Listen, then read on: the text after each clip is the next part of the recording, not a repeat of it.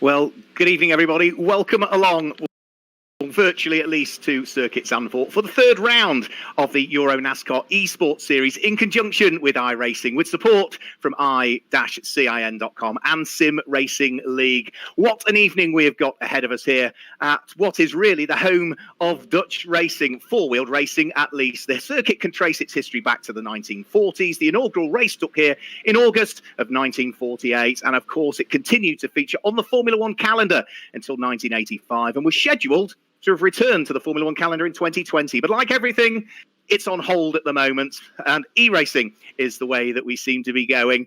We are going to be circulating on the 2.676 mile circuit, or 4.3 kilometres there or thereabouts. And if you've tuned into any of the previous racing action, you'll have seen some great racing in the prologue event that we had at Daytona on the road course. The first championship event took place at Brands Hatch on the Indy circuit, and from there we moved to Watkins Glen a fortnight ago for round 2 of the championship. Well, we've whittled it down from over 70 drivers to 60 drivers for the qualifying session that is in the process of just finishing off, and we'll tell you a little bit about how that format is going to work over the course of the next few minutes. But prior to that, maybe we ought to have a quick look at how the championship stands coming into the third round of the championship, because we've seen some great racing from some very, very popular drivers and some very quick drivers, both in terms of real racing, some of them in terms of iRacing, and some of them that are fortunate enough to have both sets of experience. So the way that the format is going to work, as we say, is that we will see 60 drivers through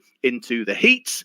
Each one of those then will set 2 lap times, and it's the best lap time that will dictate whether they drop into Heat 1, Heat 2 or Heat 3. Each of the heats will have 20 drivers in it. The top 10 in each one of those heats will go through automatically to the main championship race, and that's the one that carries the championship points. If you're outside of the top 10, there's still one more chance to qualify, though. The remaining drivers will all go into the last chance qualification race, where only the top 6 will go through. So 10 from Heat 1, 10 from Heat 2, 10 from Heat 3. The rest go into the final chance race, and the top 6 of that go through to make it 36 cars on the grid for our championship race. Joining me in the virtual commentary box is Andre Vijgaard. We'll have a quick chat to him before we then maybe catch up with some other drivers and some of the other guests that we've got lined up ready for us. But a quick run through the points before we do that. Lasse Sorensen tops the points. He's only won one race, and that was a last chance qualification race. But the big Dane has accumulated 71 points because of consistency so far this year. So he leads the championship from Alan Day on 68 points. And Loris Hasemans, the reigning champion, is just 1 point adrift. It's all very close at the beginning of the season. Jeffrey Ruffin has won more races than anybody. He's had 3 heat wins so far and has gone well in all of the final races. So he sits there 4th. Andre Castro, who's had wins, sits there in 5th place. And Andreas Jukemsen for DF1 Racing completes the top 6. 3 cars from DF1 inside the top 3. But this is just the early part of the season. 40 points for a race win, 35 for second, all the way down to 1 single point if you're 36th. When we get to the playoffs, it's double points. It's even more important to finish well. So Andre Vijgaard joins me in the virtual commentary box. Andre, we've already seen some great racing so far this season. I bet that there is no chance at all that we're going to see anything different than that as we head around Zandvoort's Grand Prix circuit. Yes, right. First of all, welcome everybody to the third round of the EuroNASCAR eSports Series. I'm glad that so many people join us here in the virtual world. And yes, the Circuit Park Zandvoort is a very demanding track, very narrow, very technical track. I think this is one of the tracks where people say it's hard to overtake, and it's really true. And we saw, including the prologue, three different winners in 3 races. So maybe a 4th winner today in the 4th race. We see a great competition in this virtual racing championship. So I expect a very thrilling and exciting race today. We'll be hearing from Andre throughout the course of this evening, but we've got some other guests that join us in the virtual commentary box. We'll bring in, first of all, the CEO of EuroNASCAR, Jerome Galpin. Jerome, it's great to be back at the circuit, albeit virtually, for what's been a busy week generally for NASCAR. We saw racing continue in the Cup Series at Darlington on Sunday. We should, subject to weather, see the Xfinity race getting underway this evening as America returns to racing. And some exciting news also from EuroNASCAR as we build our, albeit revised, season. Sorry, Jerome, we can't hear you there. You might just need to unmute your microphone. Maybe better that way. Yeah, so hi everybody. Yeah, you're absolutely right. It was a busy week, and it was a real pleasure for, I think, all of us and all the race fans in the world to see NASCAR back on track with exciting races. Hopefully, we are also working on our side, on the European side, to get back on track. Due to multiple countries and situation in Europe, we will have to delay a bit our restart in Europe. But we have announced this morning that the new date for the NASCAR Most event. So we are very happy with this new season coming, hopefully starting in September, and we already confirmed 5 of our 7 events in Vallelunga, Zolder, Hockenheim, Most, and Valencia. And we wait for some updates from UK with Brands Hatch and Venray to be able to confirm the final calendar. So hopefully we should be able to unveil the what will be the 2020 NASCAR Whelen Euro Series calendar very soon. And it's an exciting year ahead as well. You know, we've had a record amount of championship entries. So 33 cars having sent in entries for the course of the season. It looks as though when we get it underway, it's going to be a busy and very important year. Absolutely, it will be very busy. We have a record entries. Everybody is getting started, and we exchange with our teams and drivers, and we are all super excited. We will have to wait again some weeks or months, but when it will be time to start, it will be a really fun year. Well, we'll hear a bit more from Jerome throughout the course of the evening. There's another very important guest that I want to bring in because without the assistance of his company, we wouldn't even be here doing it. And that is the iRacing sales manager and director, Otto Zebany, who joins us. Thanks for joining us, Otto. It's great to have your support in what is a perfect platform, and you've given us amazing cooperation already. Perfect platform. That is complimentary, and I will accept it.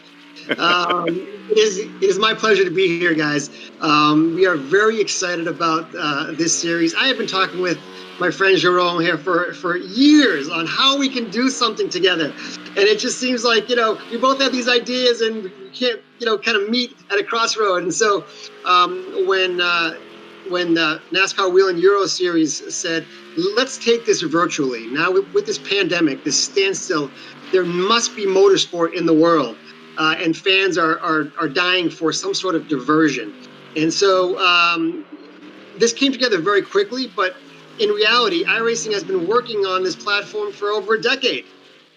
So we were just positioned to be in the right place to be able to assist in all types of motorsports around the world. But I mean, especially with, Jerome and NASCAR Whelen Euro Series, I love stock cars. I'm a NASCAR guy, right? And with his brand of mixing it in with the European road racing and stuff, I don't think there's a better form of racing out there, whether that in real world or in the virtual world. And I think we're seeing that, and I think we will continue seeing that throughout the series. And I'm excited to see how it plays out. Just one final quick question, if I could, Otto, and that is, I was new to iRacing when we started this. I've done some racing myself on other platforms, but had never seen iRacing, but had heard nothing but good things about it. You must have seen an influx of a whole new customer base coming in to look at what you have available in iRacing. Yeah, I mean, so as awful as the situation is, iRacing has been riding the wave, not only with member acquisition, but with revenue. I mean, these last couple of months have been tremendous for us. And I think that's good for the entire ecosystem. I think the more people that are familiar with what iRacing is, that they can do all types of racing on the platform. It's a low barrier of entry for those that want to get involved in motorsports and maybe take it to that next level. So, yeah, I mean, it's great as the world kind of starts to get back to normalcy a little bit here. I think we'll continue to see growth, and I'm very excited again, not only to partner with NASCAR Whelen Euro Series, but all these sanctioning bodies around the world, and I think we'll continue to see growth, not only with the virtual world, but the virtual moving into reality. So it's a very exciting time. Well, thanks for joining us, Otto, and thank you very much for your support as well. As we start to look forward towards the end of qualifying, it looks like Jeffrey Ruffin is top of the times at the moment. So Tobias Dauenhauer is second, and Alessandro Brigatti is in third place. But what I want to do is look at some of the highlights that we saw in real racing last year. As Jerome Galpin said, we've just announced a new date where we head to Most in the Czech Republic, or Czechia, which can be found on EuroNASCAR.com, the website. But let's look back.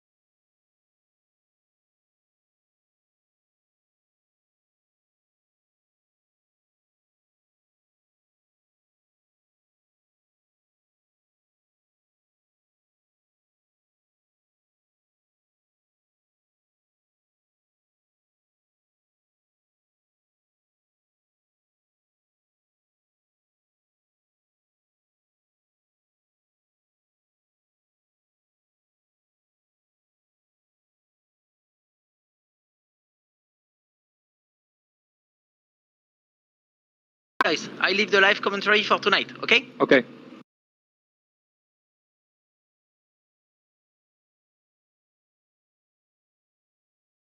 Okay. Live. Good job.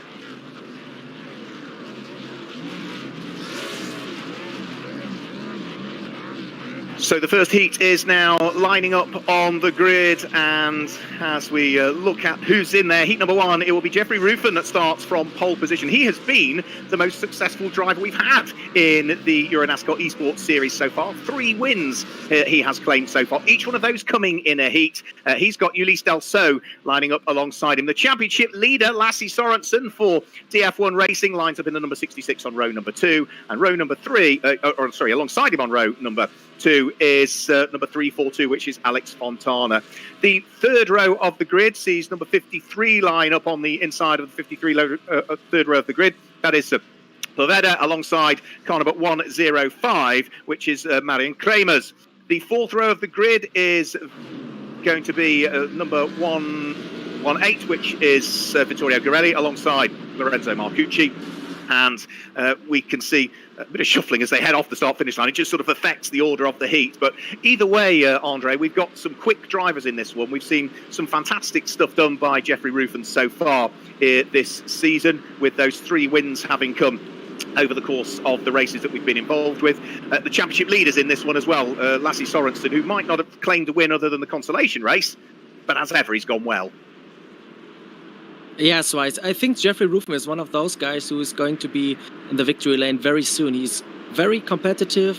He has consistency on his side. He's very fast. So I think we have to keep an eye on this guy. He has his home race now at Circuit Park Zandvoort, his virtual home race. So maybe a little bit more extra motivation today here at Zandvoort. So take an eye on the 307 of Jeffrey Ruffin. Also, Ulysse Delceau has a good development in the virtual world. And then, of course, the championship leader, Lasse Sorensen, no win today, but until today. But I think he's very fast. He's able to win one of those EuroNASCAR Esports Series races. And also, like in the EuroNASCAR 2 Championship in the last year, consistency is the key. And Lasse Sorensen is one of those guys who's never crashing, never have any issues. So I think Lasse Sorensen is one of those guys we have to look for today.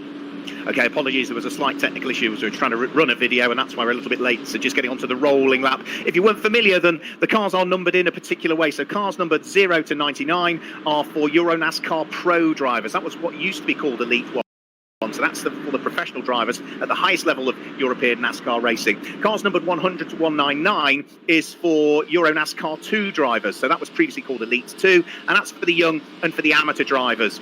Cars number 200 to 299 are for EuroNASCAR Club Challenge drivers. That was previously called Elite Club, and that's the sort of regularity test that happens over not every, but some of the weekends in the EuroNASCAR. Cars numbered in the 300, so 300 to 399 are for EuroNASCAR team members, and if the car starts with a 400, that's a EuroNASCAR circuit that have entered a car, or a guest or somebody from the Team FJ All-Stars. And as you can see in this heat, we do have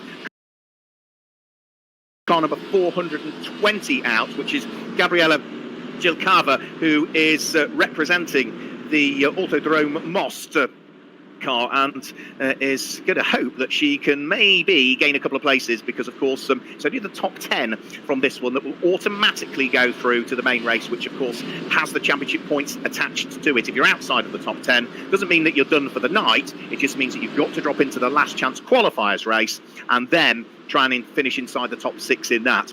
It's only the top 36 drivers over the course of the evening that will go through to the main championship race, where those points are up for grabs. Now remember, we're not on the remodeled 2020 version of Zandvoort. iRacing are in the process of doing the mapping of that and the digital scan of the circuit as and when it's fully reopened, and I'm sure it will be a great addition to iRacing's fantastic catalogue of circuits over the course of the coming weeks. Now this is going to be just a 10-minute race, so there's not long to get things underway. Jeffrey Ruffin, remember, with 3 wins rather so far this year. He's the most winningest driver. He won Heat 3, which was his heat that he qualified in on Daytona Road Course at the Prologue. He won his heat, which was Heat 3 again at Brands on the Indy Circuit, and he won Heat 2 a fortnight ago at Watkins Glen. This time he qualified fastest of the 60 drivers in the qualifying session, which means that he takes up pole for heat number 1. The second quickest of those 60 drivers in qualifying takes up pole for heat number 2. The third quickest, pole for heat number 3, and so on and so on. We ride on board with former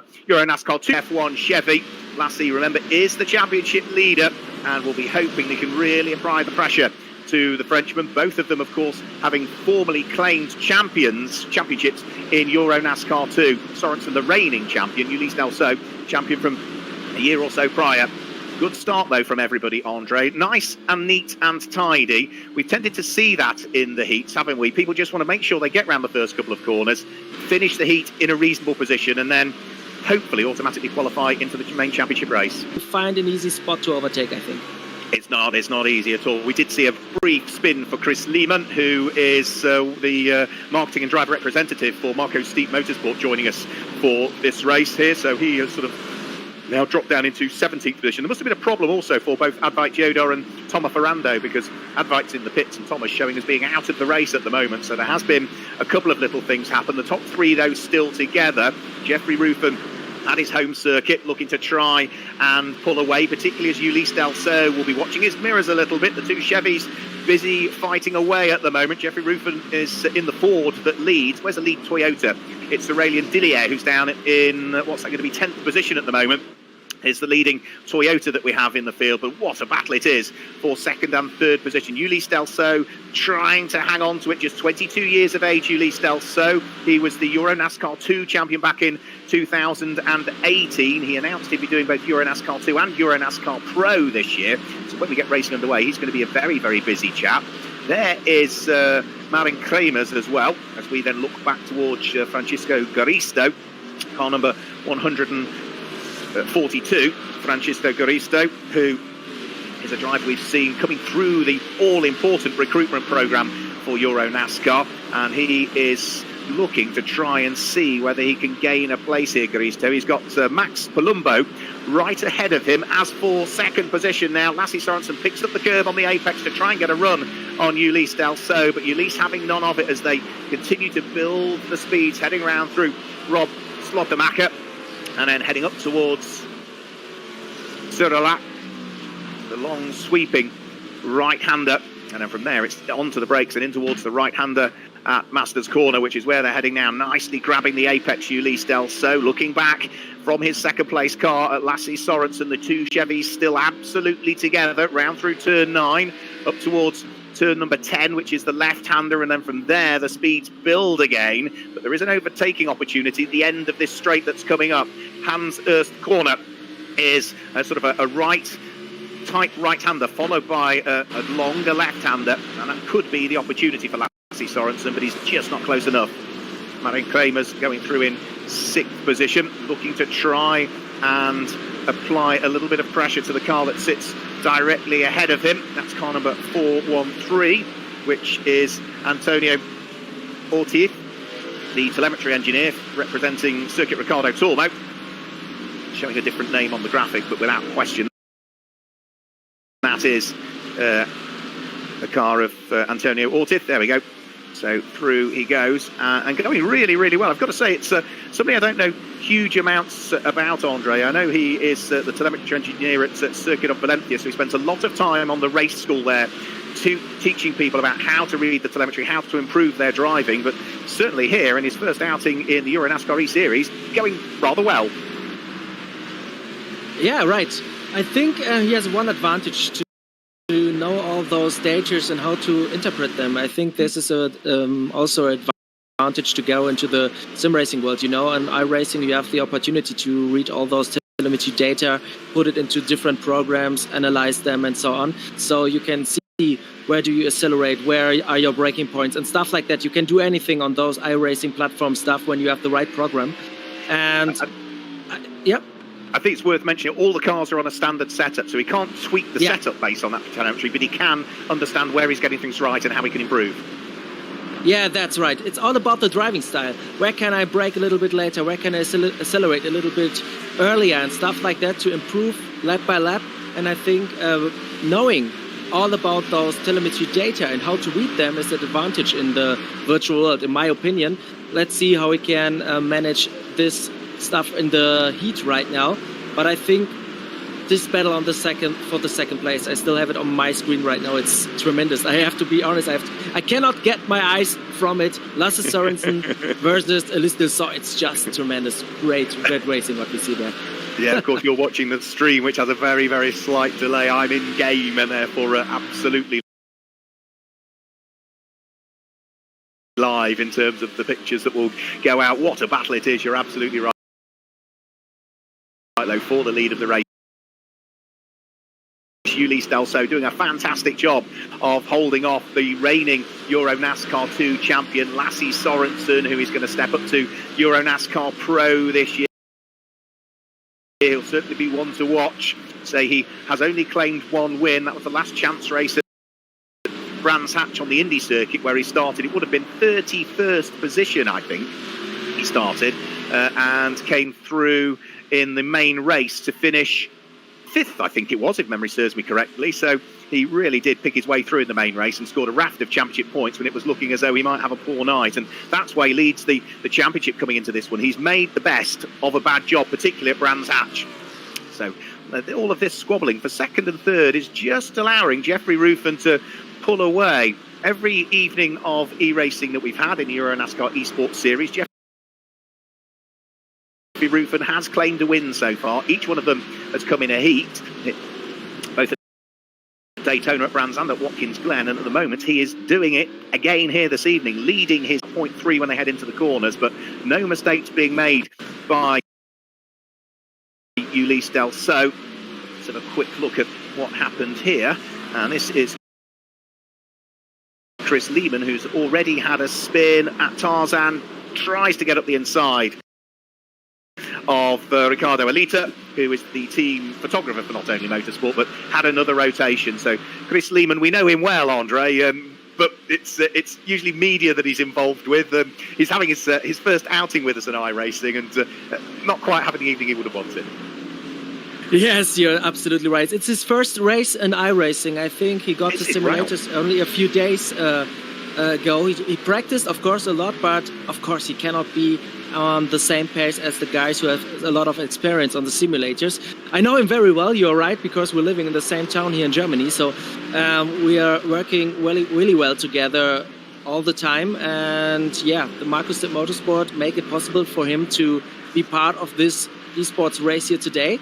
So the teams are taking this series very seriously, like Markus Dipp Motorsport took a look, okay, where can we get another driver involved? And with Chris Lehman, who also raced for fun in karting and stuff like that before, they said, okay, let's put them into the virtual cockpit of our team.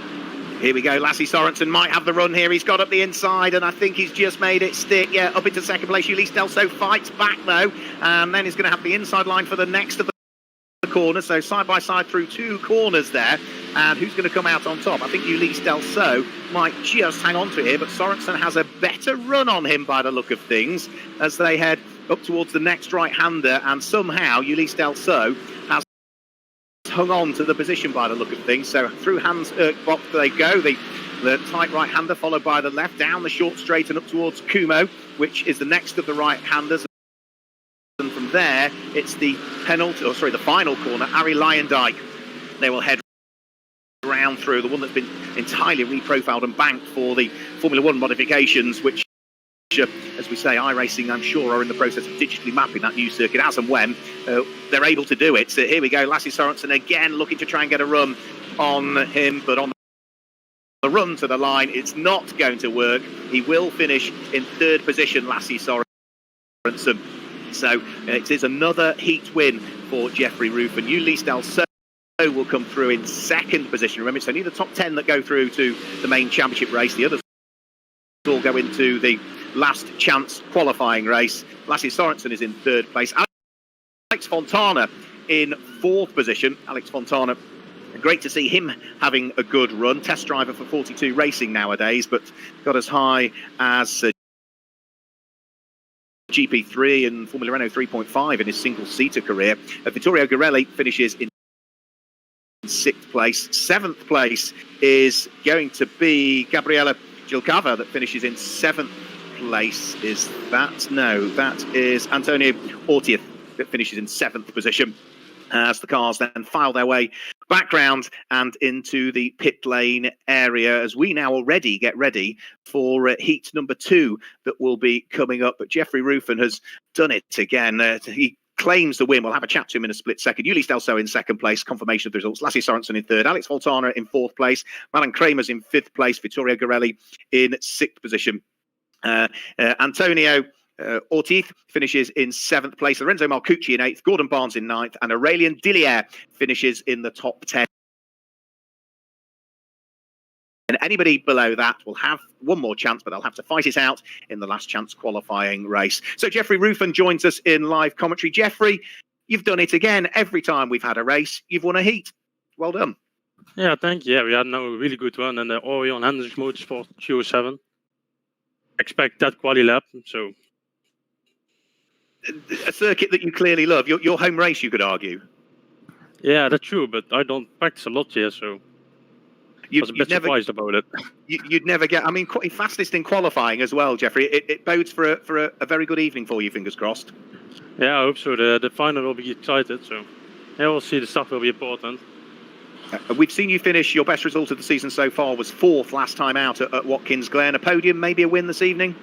I hope there we are going for. I would expect nothing other. Well done, Jeffrey Roof, and congratulations on the heat win. Andre, any questions from you before we let him go? No, I think we can let him get into concentration because he has a big final race ahead of him. So everything's fine on my side. There you go, Jeffrey. We'll let you loose. Off you go. So you can focus on his efforts. Congratulations to him. Hopefully we'll see a bit more of him later on. So Heat 2 coming up. Same format again. A 10-minute race. Top 10 go through automatically into the main championship race. Anybody from 11th downwards has to fight it out in the last chance race. I notice most successful NASCAR Whelen Euro Series driver ever, 3 times champion, and with the most wins as well, 22 career wins. Ander Villarino is off the back of the grid in this one, so he's got some work to do. It is Tobias Dauenhauer that has qualified on pole position for Hendricks Motorsport at the wheel of his Ford. Andre Castro, who has been a winner so far this year. Andre Castro, he's won a couple of heats, the prologue event and at Brands Indy. He's there in 2nd place on the grid. The second row of the grid sees car number 311, Bavo Fallon, who's gone well throughout the course of the races we've had so far, lining up alongside the American driver, number 70, Eric Filgueras. And then row number 3 of the grid, it is 479, which is Mikael Breitigam, alongside car number 189, which is Davide Dallara. Now, Mikael Breitigam, excuse my pronunciation with that one, Andre. Again, somebody you know well as well. He's the editor for Motoring Press in Stuttgart, and is a very experienced sim racer. Yes, he is. First of all, I take the German flag and say Michael Bräutigam. That's his name. And yeah, he's a motorsport journalist. He has a lot of real racing experience. He has a lot of sim racing experience. I think he's racing online for more than 10 years. So let's see what he can make in this race, what he's capable of. But I think he had not so much time to practice here with the Cup cars at Zandvoort, and to be in those NASCAR cars on such a track is very difficult. It's hard to adopt, and you need a lot of time to practice, and I think Michael did not. And Sebastian out racing for real in the last couple of seasons with us, but Jerome Bleekemolen, who knows this circuit like the back of his hand, is sort of on the bubble really. If he can stick where he is in terms of grid position in the race, when come the checkered flag, he'll just about scrape it through into the main race, but he can't afford to get picked off by a couple of cars, otherwise he's got to roll his sleeves up and slug it out in the last chance race. So there's work to be done there for Jerome Bleekemolen, a circuit he knows well. Andre Castro is going to want to try and do something from the outside of the front row of the grid. He has had a good season so far in the EuroNASCAR Esports Series. He finished third at Brands Hatch. He was 14th at Watkins Glen last time out, where he, like many other drivers, got tangled up in, well, the big one, there's an understatement. It was a colossal accident. There was so much graphic requirement on my laptop that it actually collapsed and fell over when the accident happened, and took us a few minutes to get everything rebooted. But I've subsequently seen the footage, and yeah, there weren't many cars that weren't involved. But we're about to get heat number 2 underway. Remember, 10-minute race, top 10 go through. Lights are about to come on, and who is going to lead the charge up towards Tarzan for the first time? Tobias Bauernhauer gets a good run, but there's contact further back, and it looks as though Ander Villarino is caught out amongst several other cars that are spinning around towards the tail end of the field. I think caught up in that was also Stefano Gustavalle at the wheel of the yellow Cal Racing car, so he'll drop right away towards the tail end of the field. And Fabrizio Ametta was also, I think, tangled up. Maybe Scott Jeffs as well might have got caught in that one. But out front, it is Tobias Bauernhauer that leads from Andre Castro in second place as we go on board with American driver for Mishu Motors, Eric Filgueras, on board his Chevy. Looking back at Bavo Fallon, who runs for PK Car Sport. Car number 311, right behind him, Bavo Fallon. And then after that, it's car number 479, which is Michael Bräutigam.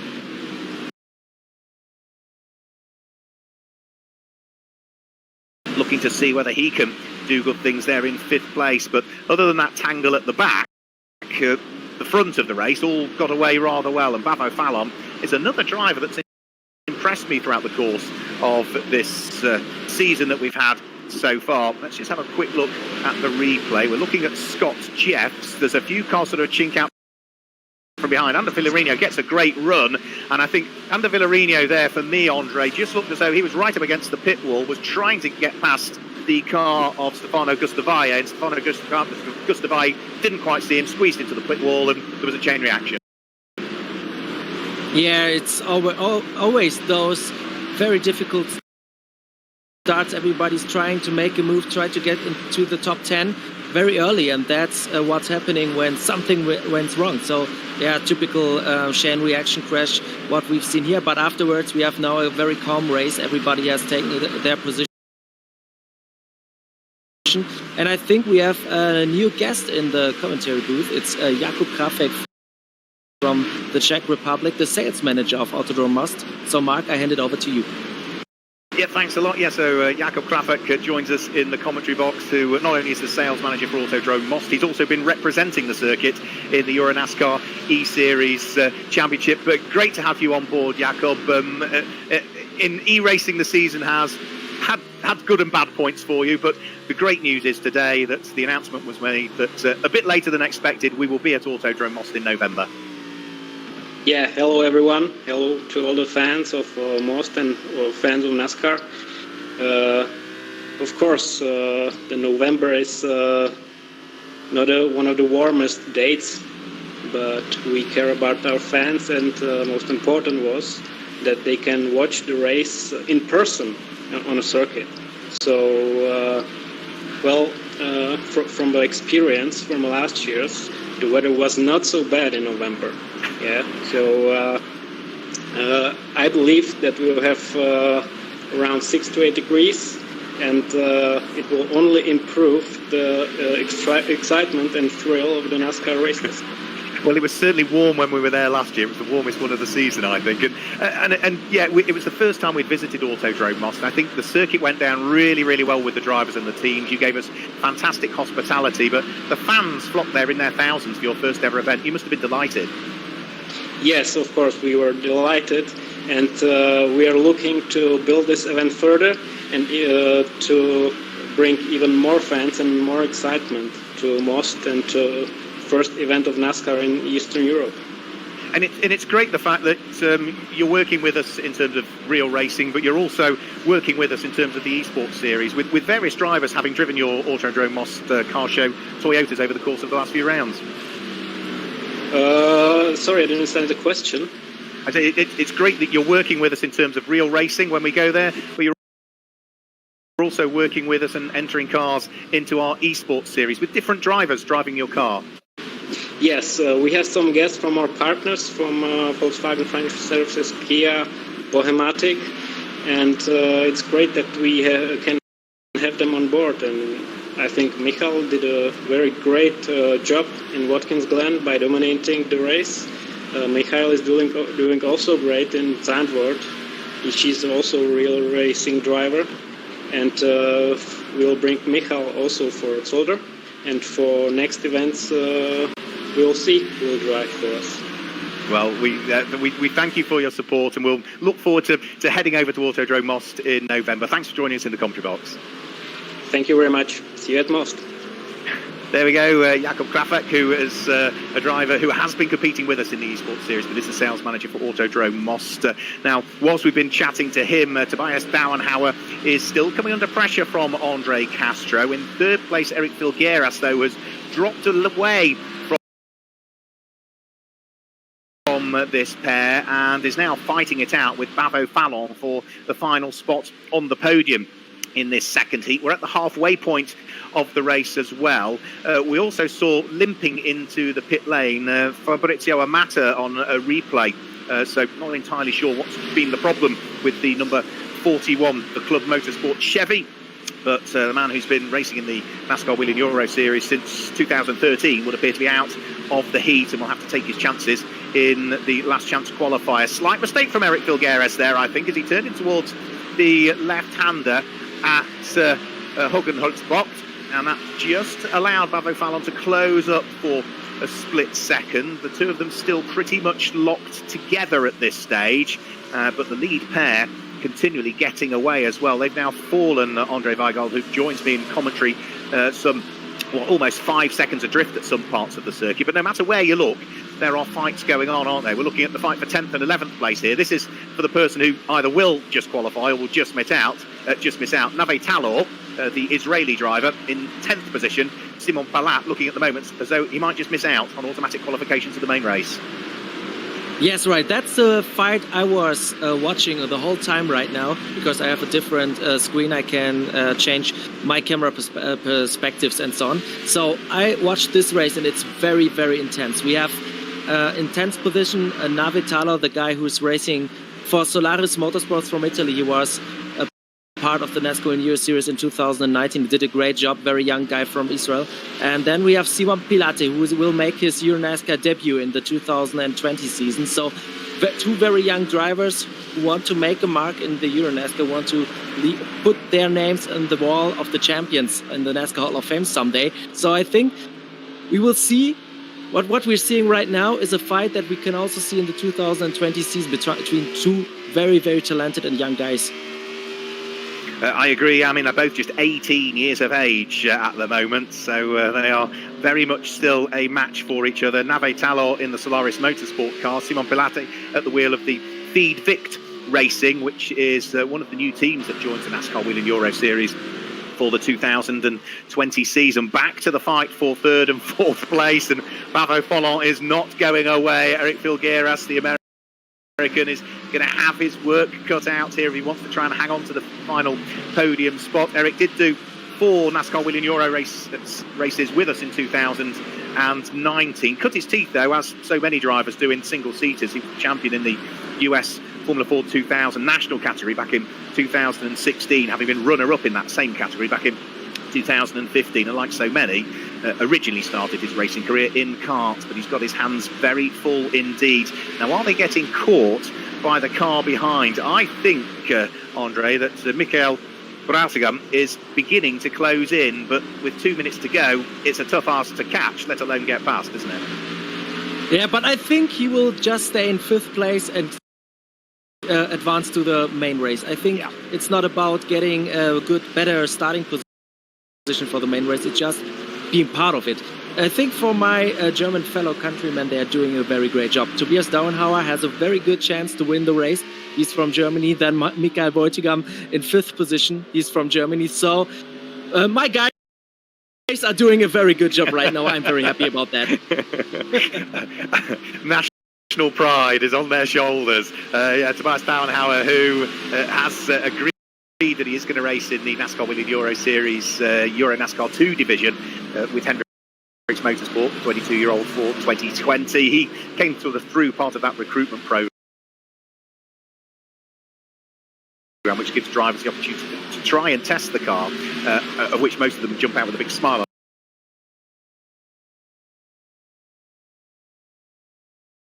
on their face and then sign up. But he's done ADAC GT4 and a bit of Blancpain and has raced in the Spartan 24-hour previously. Here's your own Bleaky Molen. Now, I did say I thought he would go well. He is putting the Cypriot driver, Vladimir Tyoitsis, under enormous pressure. And I think Vladimir Tyoitsis is one of those drivers. I have seen so much of him on iRacing. He was in a race that I was commentating on Sunday evening, but it seems as though every single night he is involved in an esports championship. More seat time is always a good thing, and at the moment he's doing a very good job of hanging on to 7th position despite the pressure of your own Bleaky Molen. Back to this fantastic fight for the final spot for automatic qualification with only 20 seconds to go before the checkered flag falls, and it looks as though Nave Talor might just about have done enough here, and Simon Plate is going to miss out potentially on making it through automatically to the main championship race, but he's not going to give up. You can see just how close he is to the tail end of the Solaris Motorsport Chevy.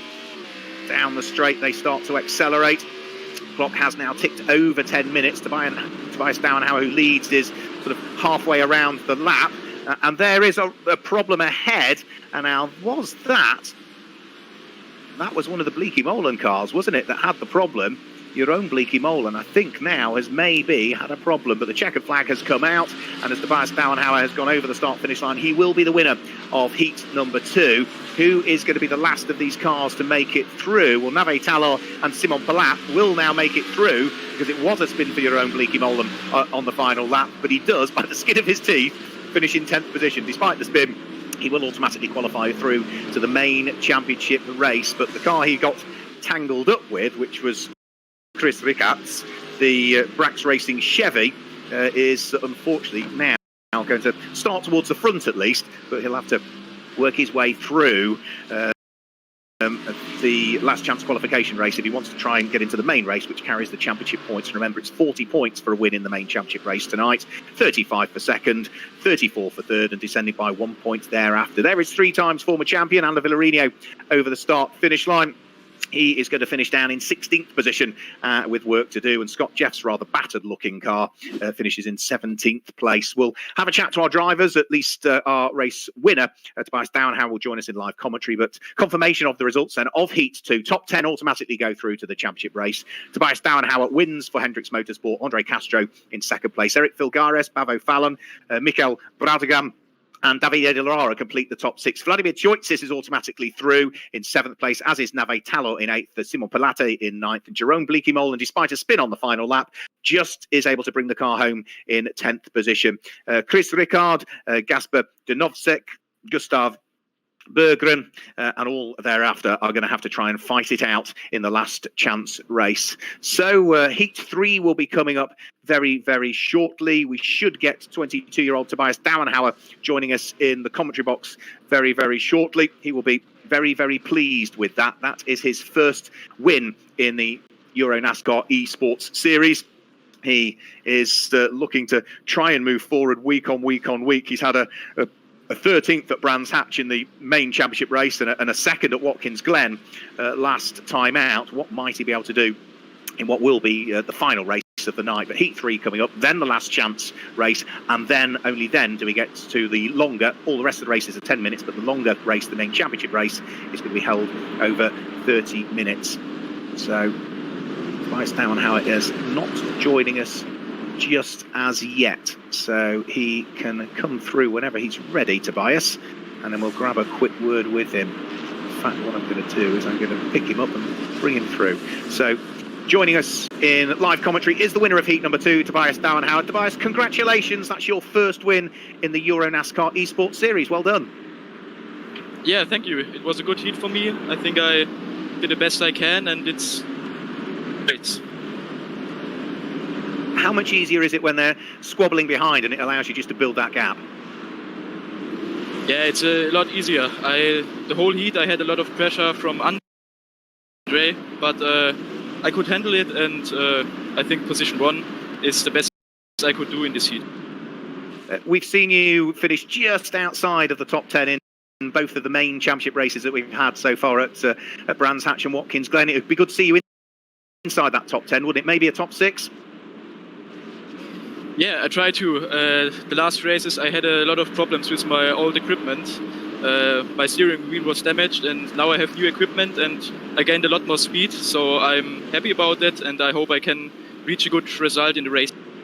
Has that taken any adjusting to your driving style with the new equipment, the new steering wheel that you've got, or pedal box or whatever you're working with?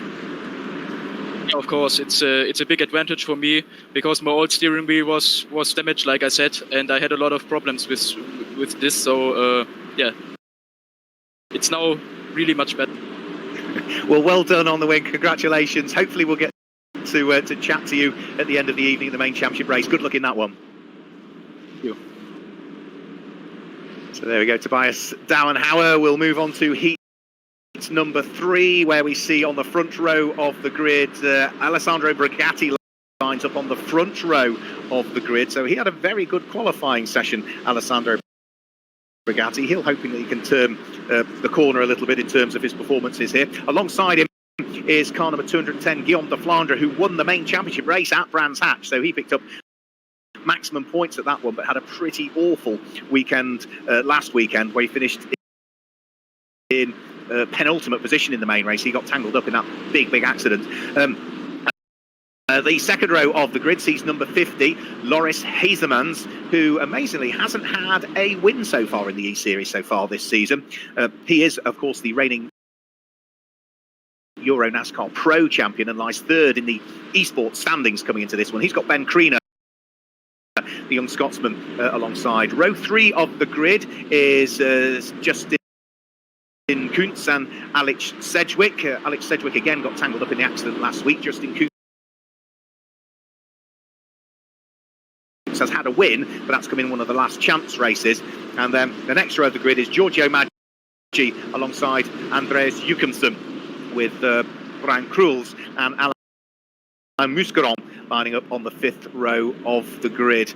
So nice to see back in the championship. His first time out in the esports series with us, racing the Circuit Zolder car, and that is Bert Longines on the grid, Andre. Yeah, it's nice to have Bert back on the grid. He's a great guy. When you talk to him on the racetrack and just feel the passion he has for motorsport, it's just perfect. You know, this is a guy I really love. But I think we are going to start the race. So, Mark. We are about to start the final heat. Remember, top 10 go through again. Alessandro Brigatti is looking to try and get the jump here on Guillaume de Flandre. The lights go out. Great start from Alessandro Brigatti. And I think Loris Hazemans is alongside. There's a little bit of rubbing further back as Bert Longines looks to try and carve his way through the order. Then there's contact heading up towards Tarzan. A couple of cars bounce off each other. I think one of them might have been Alain Muscaron, but out front it is Alessandro Brigatti that leads. Ben Kriener runs wide coming out of Tarzan, so that drops him down through the order. He's outside of the top 6 now, down into 8th position, but Brigatti leads. Loris Hazemans is in 2nd place, and Alex Sedgwick, what a start from him. He is up now into 3rd position.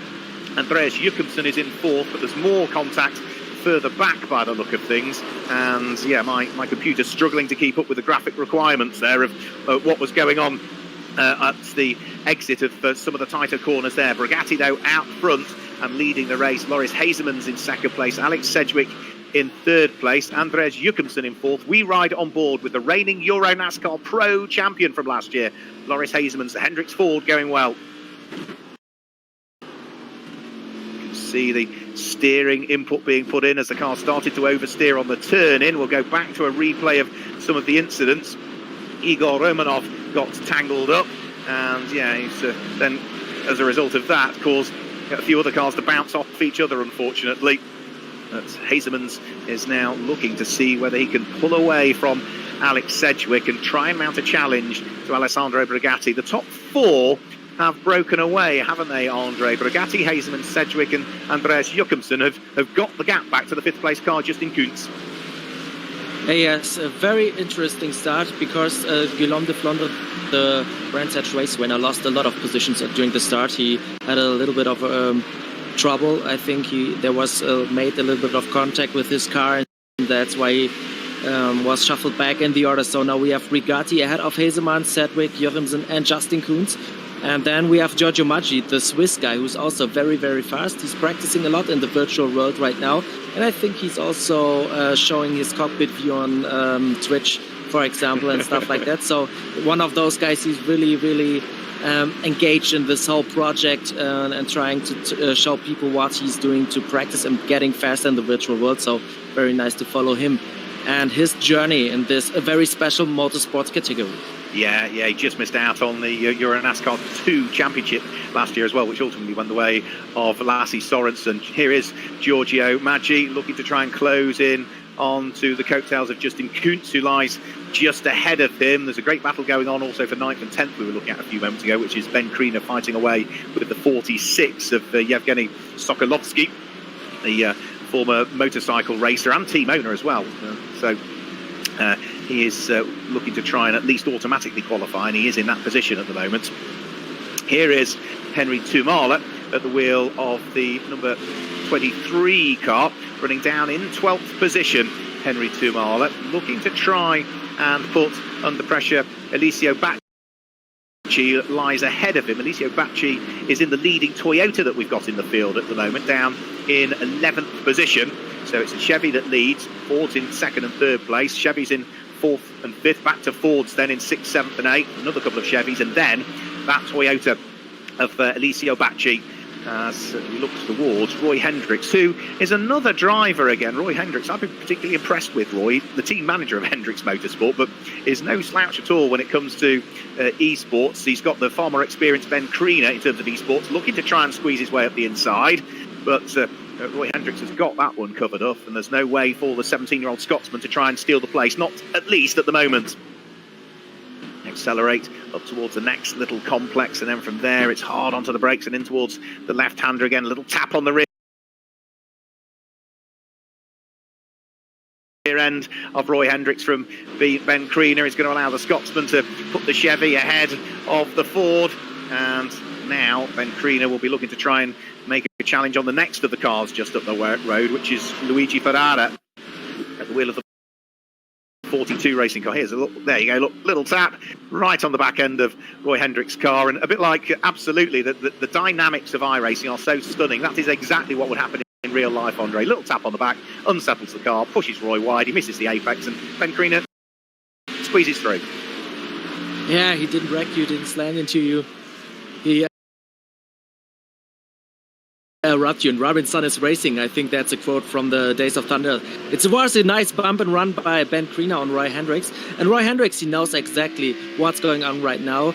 Mark, you have this sport in the UK, very big sport like Stocker Formula 2, Stocker Formula 1, those short track oval stuff. And Roy Hendricks has a lot of real life experience in those classes, so he knows exactly what it is to get bumped and bump another guy. So Roy Hendricks, the team manager, yes, but also plenty of real-life racing experience. I think he started as a teenager, going through the classes, raced at the Oval at Venray, did some GT races and stuff like that, so he knows exactly how to drive a racing car. So I'm not surprised that he's so fast here in the virtual too.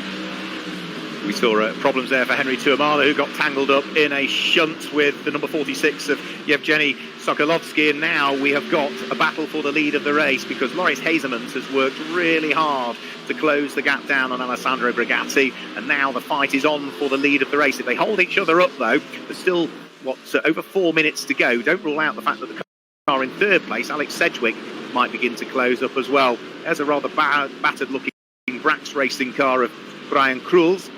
He is fighting away with number 299, which is Alain Mousqueron. Both of those showing the scars of problems earlier on. Mousqueron, I think, had a spin at the beginning of the race. But yeah, Brian Kruls has got a fair chunk of damage to the front end of his car as he sits there in 13th place. So neither of them at the moment scheduled to automatically qualify. Ben Kriener's progress still continuing as well by the look of things. He has already managed to catch and get past Luigi Ferreira, and let's have a quick look at the move. Ben Kriener quicker out of the previous corner.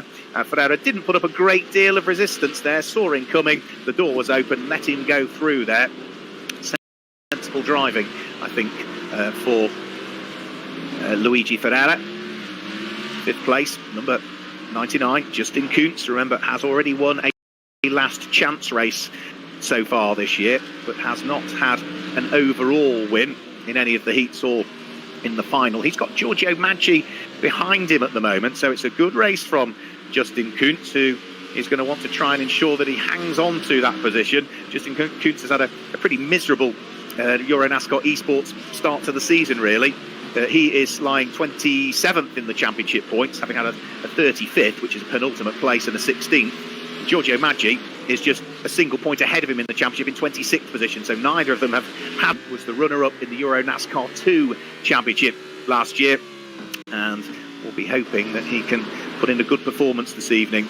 Number 11, Stinus Longin, is back in the championship here this evening. His father Bert is also out competing in the 411 in this same heat as well. Stinus became a father towards the back end of last year and claimed his first career win in the Elite 1 division, as it was called. He's easily able to get past Alessio Bacci there, who made a mistake at the wheel of the Toyota all over the grass. And now that puts Stinus Longin up into the automatic qualification places. He'll be pleased with that, Andre, because he didn't really have to do a lot, did he? Alessio Bacci made it very easy for him. Yeah, yes, right. Now he's in the perfect spot to advance to the main race, but I have to make a little joke right now. Mark, did you know that Ben Kriener is the youngest driver we had in 2019 with 16 years of age? Because a lot of guys in our chats are asking if we already mentioned it, because they say we are doing it a lot of times. So if you have any games running when we are saying it, here's your Ben Kriener was the youngest driver in the 2019 EuroNASCAR season with 16 years of age. You're welcome. We had a 16-year-old and we had a 70-year-old racing in the same race at some points, didn't we, with Michael Bleekemolen. Looks as though there was drive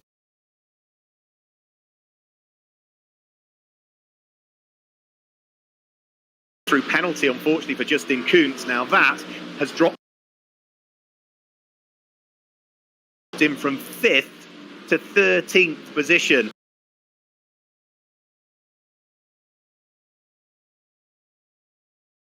So that means that there is no more automatic qualification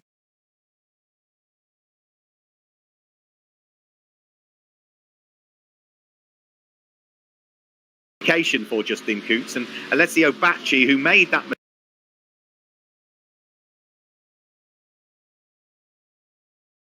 mistake and let Stinus Longin through, and thus dropped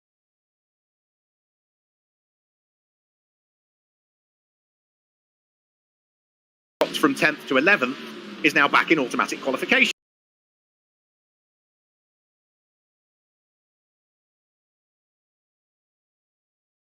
again for the main race. So it just goes to show how it can shuffle round. The battle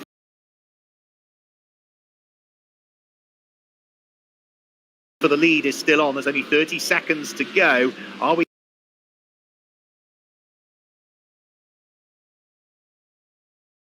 going to see Alessandro Brigatti claim a win, or might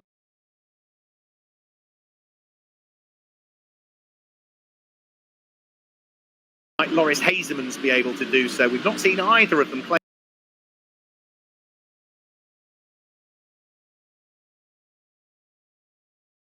a win in the heats so far. Hazemans has finished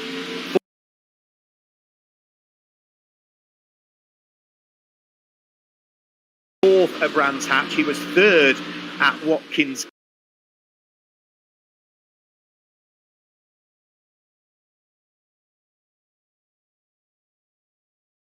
Glen. Alessandro Brigatti for Feed Victor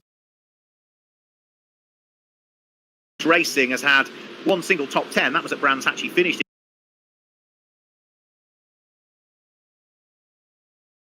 in 10th position and then was 28th last time out. So doing a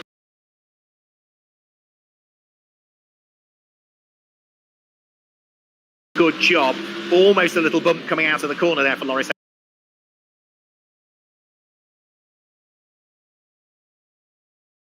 Hazemans in second position, but they are only now a couple of corners away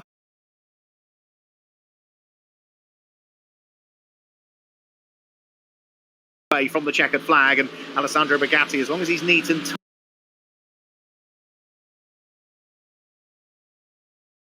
tidy, has probably just about done enough in this one. And Alex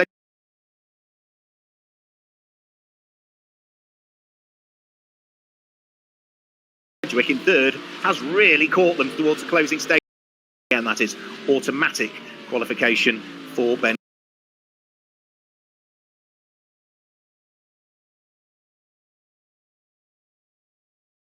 Krina at the wheel of number 33 Mishu Motors, supported Chevrolet. Eliseo Bacci is the last of the automatic qualifiers.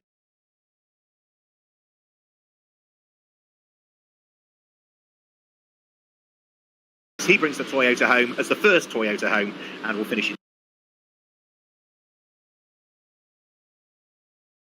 10th place. But anybody that crosses the start-finish line after him is going to have to fight it out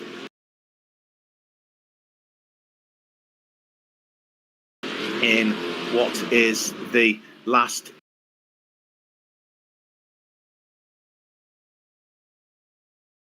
chance qualification race. So we are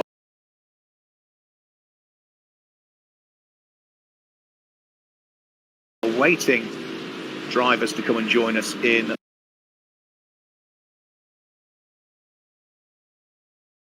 live commentary, and that's maybe a good situation where I can give you another additional information I got a few seconds ago.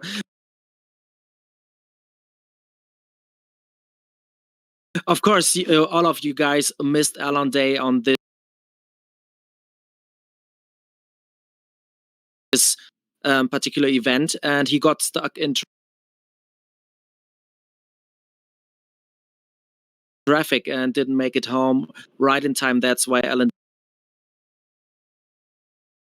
Day missed out this event here at Circuit Park Zandvoort. Just an explanation why we have the two-time NASCAR Euro Series champion not on the grid today. Thanks for that. I realised he was missing, but I wasn't sure of the reasons. So I left it alone and thought we'll find out if we need to. Yeah, so well done. Alessandro Brigatti then claims the win. Loris Hazemans is second. Alex Sedgwick third. Andreas Jochimsen, Giorgio Maggi, Ben Kriener complete the top six. Luigi Ferreira, Roy Hendricks, Stinis Longing, and Eliseo Bacci are the drivers that finish in the top 10. So therefore, they make it through to the main race. And from Alain Muscaron downwards, everybody else has got it all to do again. Alessandro Brigatti, I think it is, has joined us in live commentary. Alessandro, complimenting, congratulations, your first win in the esports series. Yeah, it's been very hard to win this heat, but yeah.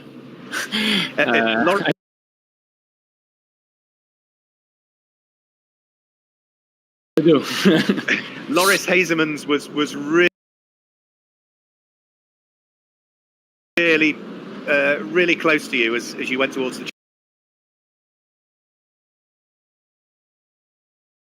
checkered flag. Yeah, he managed very well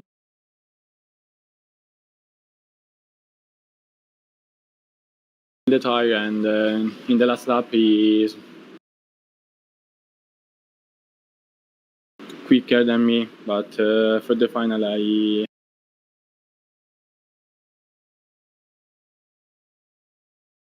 hope to stay more calm the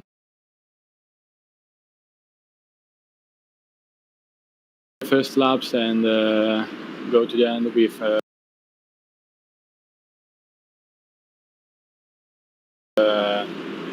tire in a good condition.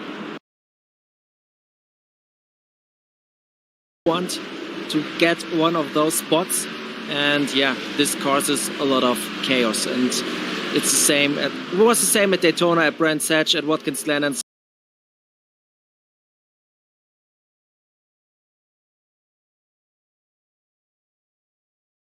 on. So yeah, we were a little bit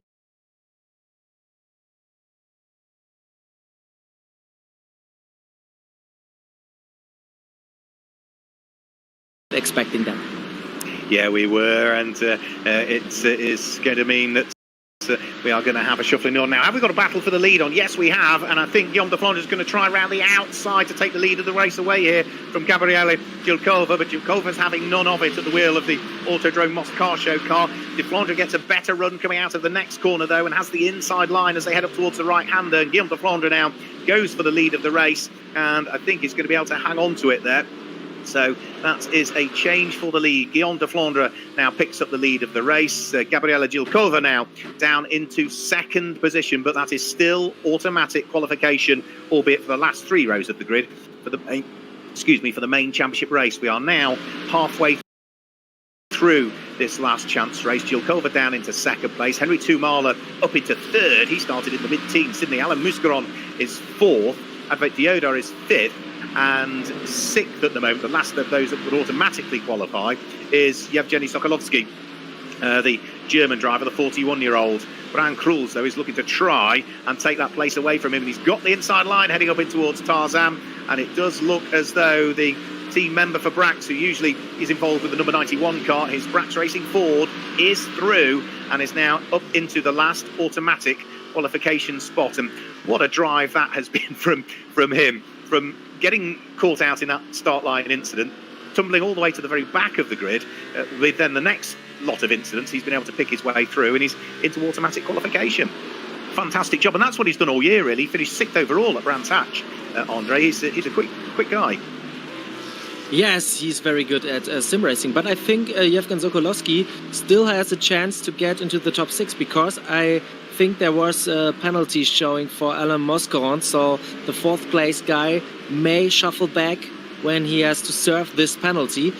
I'm very sure that there was such a penalty, so we have to wait a little bit and see if the 299 will head to the pits. So maybe Yevgen Sokolovsky will advance to the main race due to this penalty that Alain Moscaron was given. Yeah, we'll have to see on the screen that I look at. I don't see the penalties coming up, but I've got three screens working, and the screen they're on is a bit out of my eye line, so I need to adjust that to pick up on them. Guillaume de Flandre leads the race. We're looking at Justin Kuntz at the moment, who is just missing out on automatic qualification, the number 99 car. Now, the lap time that he set last time through was 1 minute 43.1. That was 0.2 of a second quicker than Brian Kruls was doing. So it may well be that he is able to gain a position. And you're right, yeah, Alain Muscaron does indeed come into the pit lane. You're absolutely right, Andre, about that penalty. So Muscaron heads down pit lane. He's going to come out, mid-teens, I would have thought, by the time he's served his drive-through penalty. So that's going to put him out of automatic qualification. But it does now move back into the automatic qualification spots, as you suggested. Yevgeny Sokolovsky for Marco Steep Motorsport. Bouncing over the curbs goes the number 48 car there of Santu Bergstadoria, the Scandinavian V8 Thundercar racer, who has also been involved in the recruitment programme. Great to see more and more Scandinavians getting on board with the Nascar Whelen Euro Series, and so many of them also in the EuroNASCAR Esports Series. As for Muscaroni, I said he'd come back out mid-teens. Well, he came back out in 14th position, Alan Muscaron, and he's got Ricardo Alita directly ahead of him, looking to try and apply the pressure to the car that sits there in 13th place, having served a drive-through penalty at the wheel of that 299 DF1 Racing Chevy. Now, as for lap times, what's happening in terms of drivers catching each other? Justin Kuntz has eased his pace a little bit now that he knows in the automatic qualification spot, so he's no longer catching Brian Kruls to the degree that he was. Sebastian Bleeky-Molen at the wheel of the number 69 Team Bleeky-Molen car carrying a chunk of damage, all the front and the rear bodywork missing off that one. He's now being passed by Scott Jeffs, who's looking to try and carve his way back up through the order at the wheel of the number 90 Brax Racing machine. But they are outside of the top six currently, in 9th and 10th positions respectively. Let's have a quick replay. Here's Francesco Garisto, nice and neat and tidy on the way into the corner, but too much power on the way out, and that's put Garisto into the wall, unfortunately, right towards the tail end of the race, and will cost him quite dear. Third place for another Finnish driver, Henry Tumala, the wheel of the number 23 car. Tumala was the Challenger champion last year in the 2019 season. The Challenger category is for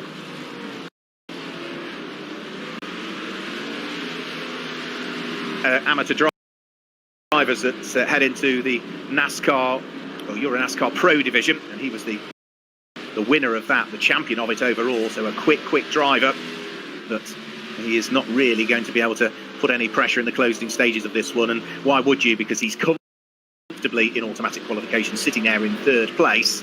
And these two cars now that we look at are the two that are fighting for the last qualification place. And Yevgeny Sokolovsky makes a mistake there, and that's going to allow through and past Stefano Gustavaye. So the Cal Racing machine goes through and ahead of the Marco Steep Motorsport car, and that now puts Gustavaye up into the final automatic qualification place. So that would mean that he would line up at the very back of the main championship race that's coming up in just a few moments' time. As for our race leader, the Flandre, well, he is just about to take the checkered flag at this stage. This guy here, Bert Longines, number 411, has had a great charge from the tail end of the field, applying pressure to Scott Jeffs for 8th position. Gives him a bit of a nudge going into towards the chicane there, and I don't think he's going to be able to gain the place by the look of things. Top three have already taken the checkered flag. Guillaume de Flandre will claim the win and will line up 31st in reality for the main championship race coming up in a few moments. Gabriela Gilkova second, Henry Tuamala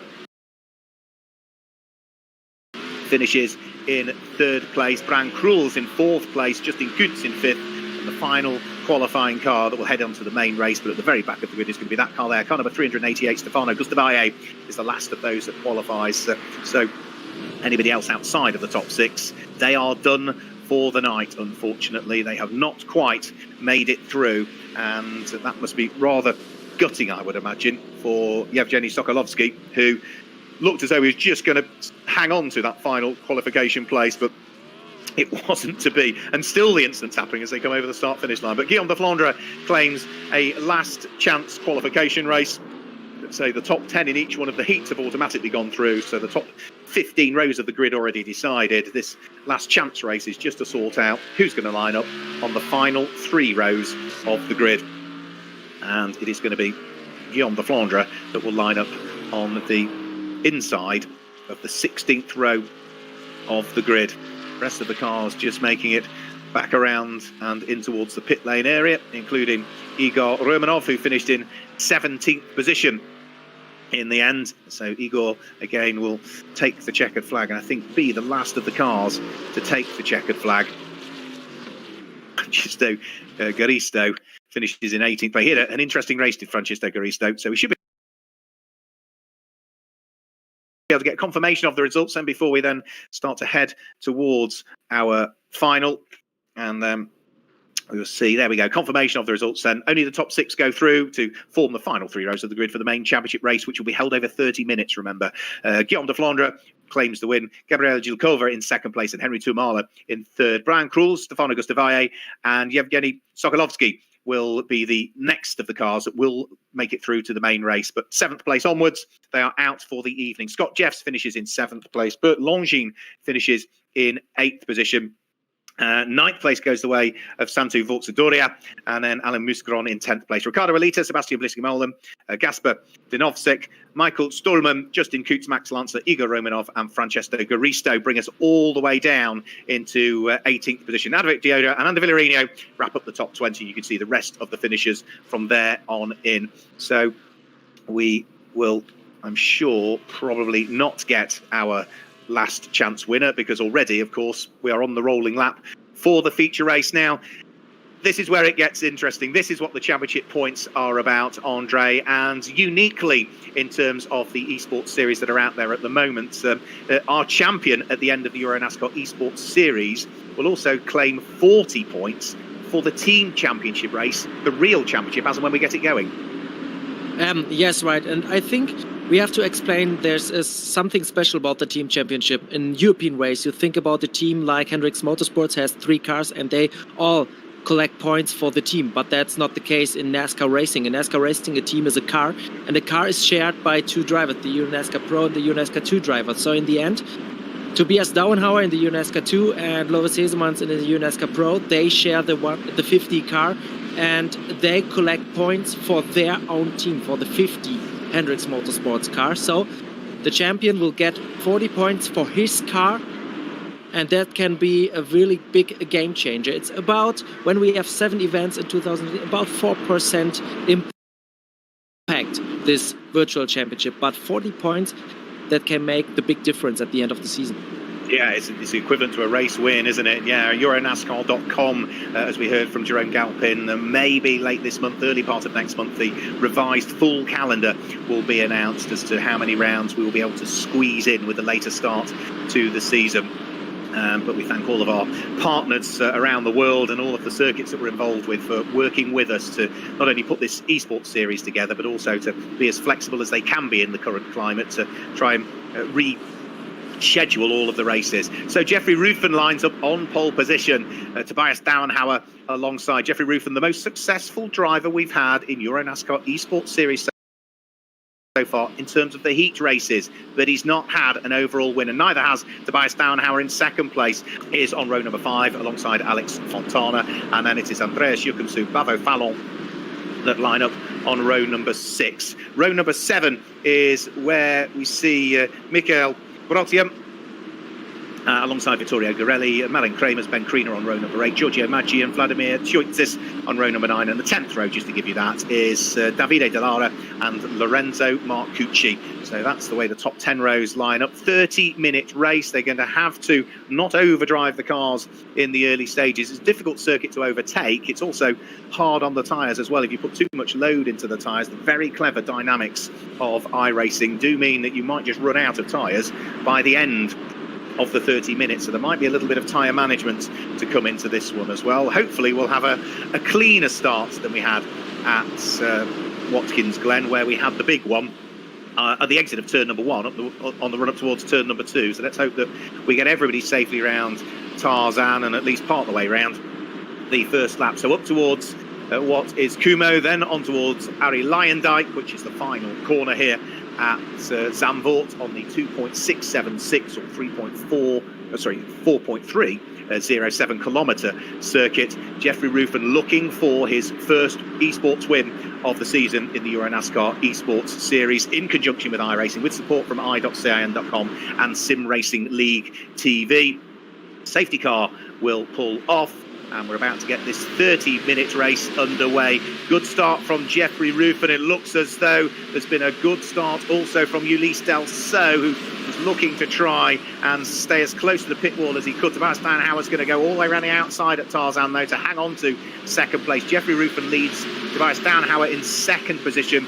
It is Ulysse Delceau in what is not going to be third place. He's down into fourth because Alessandro Brigatti has hung on to third place. The two very similar looking cars, both of them red with black and white flashes to them. But it's Brigatti in third, Delceau in fourth, Andre Castro in fifth place, and Lassie Sorensen in sixth. And for the moment, Everybody is clean as they head up towards Rob Slottermacher, and then up towards, over the brow of the hill, and up towards Stureflak, sorry. So Jeffrey Rufen leading the race. You can see his car bouncing over the curves. We go on board with the 4th place car, the former EuroNASCAR 2 champion, Ulysse Delso, and look at what's going on behind. Lasse Sorensen and Andre Castro almost got themselves together there, heading round through the corner. It was all rather tight, and that has cost Andre Castro now a couple of places, because Justin Kuntz has squeezed his way through, and Loris Hazemans has gone through as well. So largely clean first 3/4 of the lap. Andre Castro tried to move there, Andre, didn't quite work, and it's cost him a couple of places.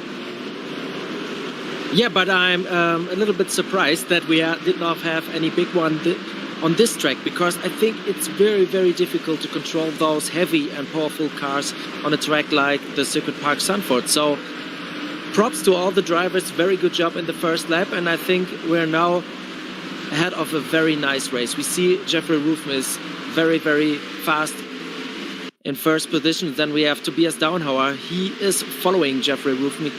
Will not let him get away, and then we have a big pack of drivers from different teams fighting for the position. So yeah, it was a clean start. Very fortunate that we have something like this here at Zandvoort, a very narrow track. And now I'm really looking forward to this race, because I cannot find a guy who I would put my money on. Yeah, it's going to be so close. I think it's going to be the case all season, but we're only 2 minutes into what is a 30-minute race. So there's loads of racing still to come in this 3rd round of the championship. Remember, Lasse Sorensen leads the championship on 71 points coming into this one. He is the car that we ride on board with, looking at the coattails of the RDV competition Chevy that lies ahead in the hands of Frenchman Ulysse Delso. Ulysse Delso, just 22 years of age still, and looking to try and attack and defend at the same time. He ideally wants to get past Alessandro Brigatti, but Brigatti will not exactly make it easy. Brigatti's car with the all-red bonnet, it's red with black outer edges, to Ulysse Delso that sits behind in 4th place, and he is under pressure from Lasse Sorensen at the wheel of the DF1 Racing Chevy, the light green one with its white flashes that sits behind. 3rd place, Alessandro Brigatti, looking back at Ulysse Delso.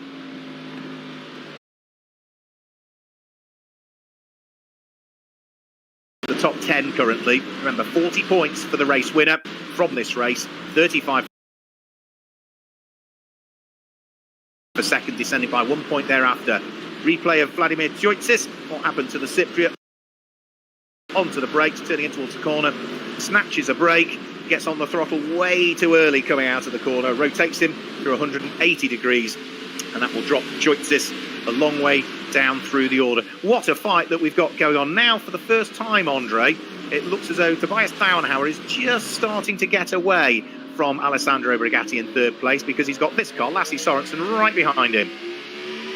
Yeah, I think he's taken advantage of this battle behind him for 3rd place. And I also think that Jeffrey Rufen is gaining a little bit of space to the 2nd place. I think the gap is increasing. So, yeah, I think Jeffrey Rufen has a good chance here to win his home race in the virtual Circuit Park Zandvoort. But Tobias Downhauer, yeah, I think he's able. Oh, I think we had a big crash there. We did, yeah. Lasse Sorensen got together, unfortunately, with Alessandro Brigatti. Brigatti bounced off the barriers on one side of the circuit. Sorensen bounced off briefly onto the grass and touched the barriers on the other, but largely got away with an accident. It might have just put a little bit of damage on the car. So that means Sorensen is now 5th and Brigatti is in 7th place. Let's have a look. Yeah, curb from Sorensen pushes him inadvertently in towards Brigatti, and then Sorensen, because he went through the gravel on the right-hand bend, he couldn't then make the left-hand bend with the dirty tyres, and that allowed him to brush the barrier on the opposite side. So Sorensen drops from what was 3rd stroke 4th place down to 5th, and Brigatti drops from 3rd stroke 4th down to 7th, because they were both side by side at the time it happened. That has helped Andre Castro, who has now picked them both off and is now mounting a challenge for another podium position. Andre Castro has really been a star, hasn't he, in the EuroNASCAR esports season. He didn't have a great deal of luck last time out at Watkins Glen, his home race, where he finished in 14th place, but he's had the pace in all of the heats so far, in all of the races. He just hasn't had the luck, has he, Andre? Yes, right, and he won the prologue at Daytona, so Yeah.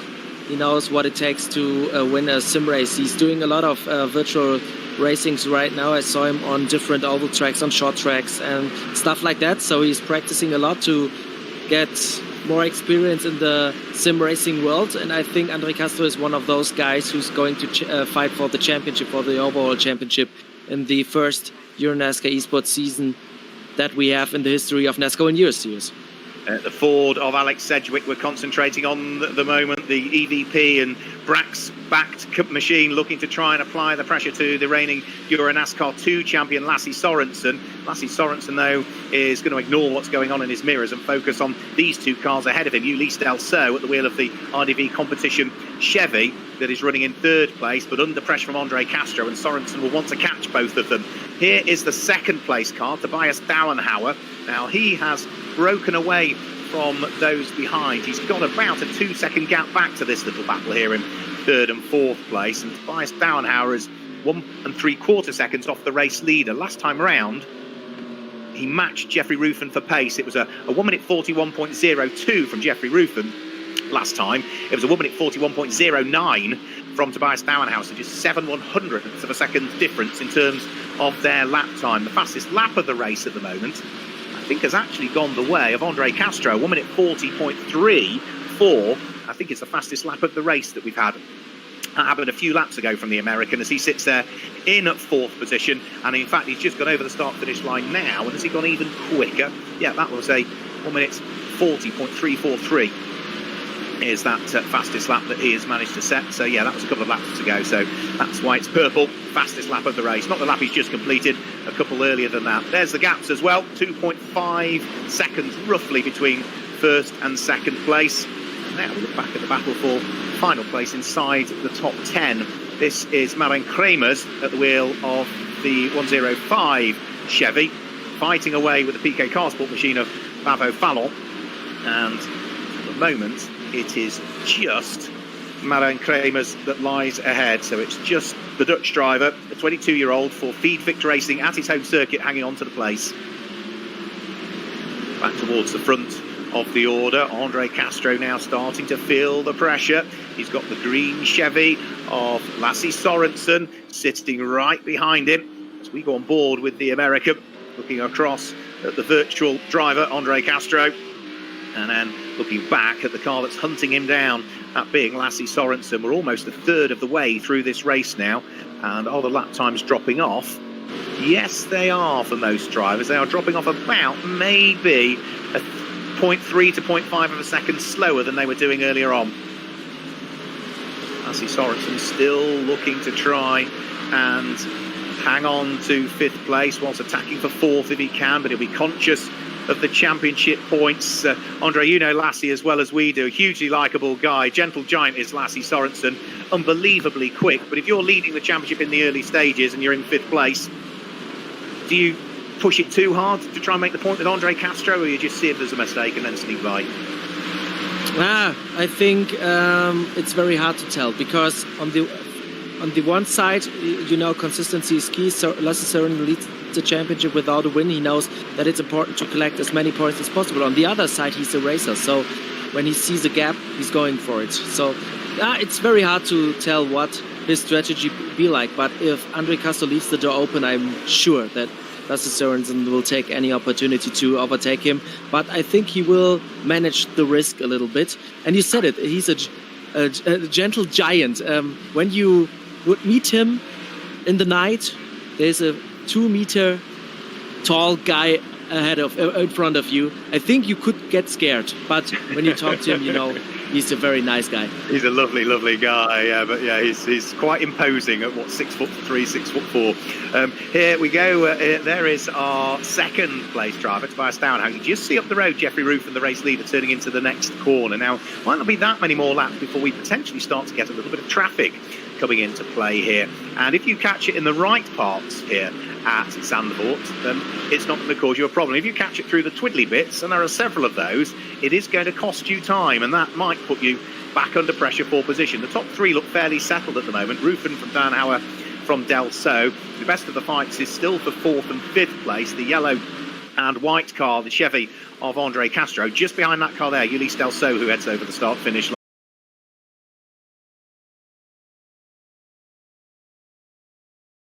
Scott, who is ahead of the Dane.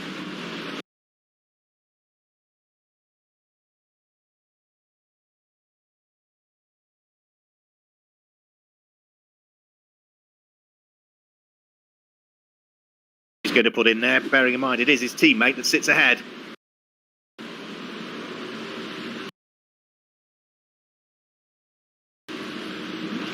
Trying to have a quick look at, thought there was a replay coming up there, but we didn't quite get the replay that we thought we might. And now Ben Kriener has, by the look of things, lost out here, hasn't he? Yeah, through has gone Andreas Jochumsen, and Kriener is now no longer in 12th place. He's down into 13th place and didn't quite spot where that happened, but either way, place has been gained there by the Scandinavian, and it is the reigning Super GT Denmark and champion, the 23-year-old Andreas Jochumsen, that's taken the place away. So we're fast approaching the halfway point of the race. Third, fourth and fifth still very much together. The red car, Ulysse Delceau. The white and yellow machine is Andre Castro. He's got Lasse Sorensen right behind him. We go on board with the reigning EuroNASCAR 2 champion, Lasse Sorensen. Wide line going into, I think that was Hugenhult. And then the speed starts to build as they go through Hunsrück and then up towards Rob Slottermacher. And then over the crest, then in towards Söderflack, which is the next of the sweeping right-handers. Giorgio Maggi's had a quiet race, the runner-up in EuroNASCAR 2 last year, the Swiss driver for Hendricks Motorsport, running down in 17th position at the moment. Driver who, as Andre suggested, has been putting in the time in the simulator to try and get to grips with the EuroNASCAR Esports Series, and has been thoroughly enjoying the concept of it and giving him some sort of competition whilst we're not able to go racing for real. But say he just hasn't quite so far this season had the look in any of the races, running down in 26th position in the championship standings, best of the season so far of a 16th, the 34th last time out at Watkins Glen, and say now running well down the order as well. Antonio Ortiz at the wheel of the Fordzilla Circuit Valencia machine, involved in a squabble, but we head back towards third, fourth and fifth place. Now Ulysse Delceau has started to pull away again, so it keeps ebbing and flowing, Andre. We get to a point of the race where Ulysse Delceau seems to come under pressure from Andre Castro and Lasse Sorensen, and then they sort of squabble a bit more, they hold each other up, and it allows the Frenchman just to pull away again in third. Yes, you're totally right. I think the both TF1 drivers are putting pressures on their selves, so Ulysse Delceau is able to get a little bit away ahead of them, but I think the TF1 drivers are a little bit faster than Ulysse Delceau on particular parts on the track. On the other parts, it's Ulysse Delceau who is a little bit quicker. You see them now getting a little bit closer to the red car again. So yeah, it's a nice battle, but I think we're going to have the fourth different win.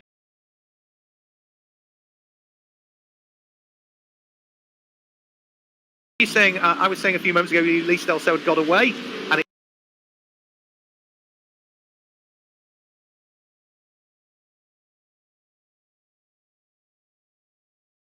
kept ebbing and flowing. All the gaps disappeared again. All of a sudden, we've got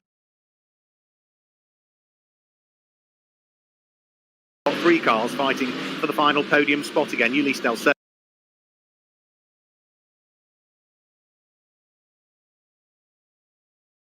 Andre Castro and Lasse Sorensen are all equidistantly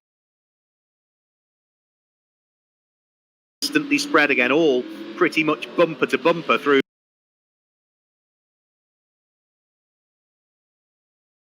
the slower corners, and it's only when they head down the straights that the gaps begin to spread out again. The Frenchman ahead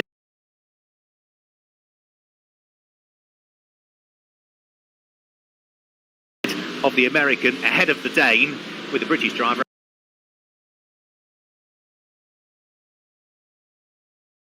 Alex Sedgwick, always a present danger in the distance as well. If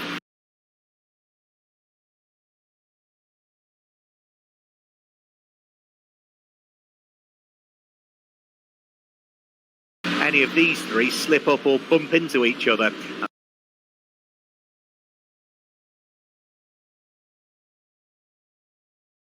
And there are now only 12 minutes of the race to go, and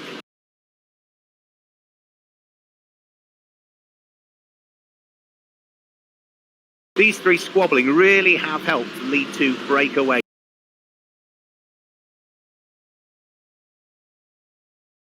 Jeffrey Rufen nits to go. That's undone a load of the hard work for Andre Castro, who was hoping to bounce back after a difficult weekend at Watkins Glen when he finished in 14th place, and that now means that he's got a chunk more work to do on tyres that maybe are not quite as good as they were at the beginning of the race. We're looking at Loris Hazemans here, a driver who is flying third in the championship standings coming into this one, but amazingly Loris Hazemans has not had a race win so far. He's looking to try and close in on the Ford of Alex Sedgwick. Alex, who did the part season with Brax last year, having done a full season the year before, and is hoping to be able to raise the budget to get back into EuroNASCAR Pro if he can in the 2020 season. But hasn't announced his plans as yet for the real racing season when we get things underway. And now we've finally had a shuffle for 9th, 10th and 11th, because Eric Filgueras has lost 2 positions here. Bavo Fallon has gone through, and also sneaking through now is car number 342, which is the 42 racing car of Alex Fontana. So the yellow and black and white machine of Alex Fontana, the European Formula 3 champion back in 2011, gains the place, as does car number 9, which is Bavo Fallon. Loris Hazemans up into 5th position, coming under pressure from Ulysse Delceau. You can see a bit of damage to the tail end of the Hendricks Ford, where he's had a knock in the right rear corner. 7.5 minutes to go. This is the fight for 4th, for 5th and for 6th position. The top 3 have escaped up the road. Jeffrey Rufen leads by over 3.8 seconds now, and a further 4 seconds back from that is Lasse Sorensen. It's only when we get down to 4th, 5th and 6th where it starts to get very interesting, and I wouldn't rule out the car in 6th place getting caught either, which is Andre Castro back on a charge again, trying to work his way back up through the order. To wait and see what he might have left in the tank, Andre Castro. So there goes 3rd, 4th and 5th all together, the 6th place car. Sorry, 4th, 5th and 6th all together, with the 7th place car beginning to close in. Out of the left-hander, starting to accelerate again, build the speeds as they head over the crest and in towards what will be the braking area for the next of the right-handers. So they're just coming towards Hans Ernst Bocht now, which is the chicane that brings them up towards Kumo, the penultimate right-hander. And then from there it's on the gas and around the very fast right-hander at Ari Lyondike, which concludes the 2.676 mile or 4.307 kilometre Zandvoort Grand Prix circuit configuration. Alex Sedgwick starting to feel the pressure. Loris Hazemans has begin to close in. The gap between the pair of them last time round came down by another 0.2 of a second. So another quarter of a second quicker was Loris Hazemans, and now he's in prime position to maybe queue up some sort of move here. The 2 Fords absolutely together. It's Fords 1 and 2. Lasse Sorensen is the leading Chevy there in 3rd place. Alex Sedgwick and Loris Hazemans in their pair of Fords in 4th and 5th, and then it's Chevys in 6th, 7th, 8th, 9th and 10th at the moment. Speeds build again as they head up towards Rob Slottermacher and then over the crest of the hill in towards Söderflack. Ulysse Delceau, having had his gravelly moment, lost positions, was given the place back very sportingly by Andre Castro, and it's Andre Castro that he's trying to hold up again if at all he can. Is Castro going to be able to squeeze his way through? He has. He's just managed to sneak through and up the inside there. So place gained for Andre Castro, and done fairly on that occasion. That light contact when he tried it previously caused them both to have an issue. And now Andre Castro is back up into 6th position, and now is going to set his sights on trying to close in on the reigning EuroNASCAR Pro champion from last year, the number 50 Hendricks Ford of Loris Hazemans is just up the road. He's got 4.5 minutes to see whether he can close in. That is somebody heading for pit road by the look of things, and I think that was Simon Pilat, was it maybe, that was heading for pit road there with a rather smoky looking car as we look at our race leader, Jeffrey Ruffin, and that is the gap that exists first to second. Jeffrey Ruffin from Tobias Downhauer. Not seen a lot of either of them for the last 10 minutes or so. That's largely because they've built the gap and have settled into their positions, as has this car here, Lasse Sorensen, who was able to capitalise when others were having problems. There's a bit of traffic just up the road though for the 4th place car of Alex Sedgwick, who needs to be careful here. We'll have to hope that traffic moves neat and tidily out of the way, because he can't afford to be compromised. Loris Hazemans is right with him. Sensible driving from the lap car, just stays well and truly out of harm's way. 4th, 5th, 6th and 7th all go through, and Alex Sedgwick will still be continuing to feel the pressure. The 21-year-old used to race in the Creventic series and did a bit of Ginetta Junior racing in the UK, did Alex Sedgwick. He's done some Clio Cup and a bit of Formula 4 racing in France as well, if memory serves me correctly. But is pretty experienced when it comes to iRacing. He's involved in several other series. But in this NASCAR Cup car, which is the standard cars that all have, standard setup for everybody. You choose whether you want the Ford, the Chevy or the Toyota, and other than that, the standard setup is given by the championship organisers, and that's what you have for testing and for the whole evening. They're all pretty evenly matched. Look how close it is still for 4th, for 5th, for 6th and for 7th. Andre, this is a great battle that is going on, and it's just allowed the lead 3 to break away, hasn't it?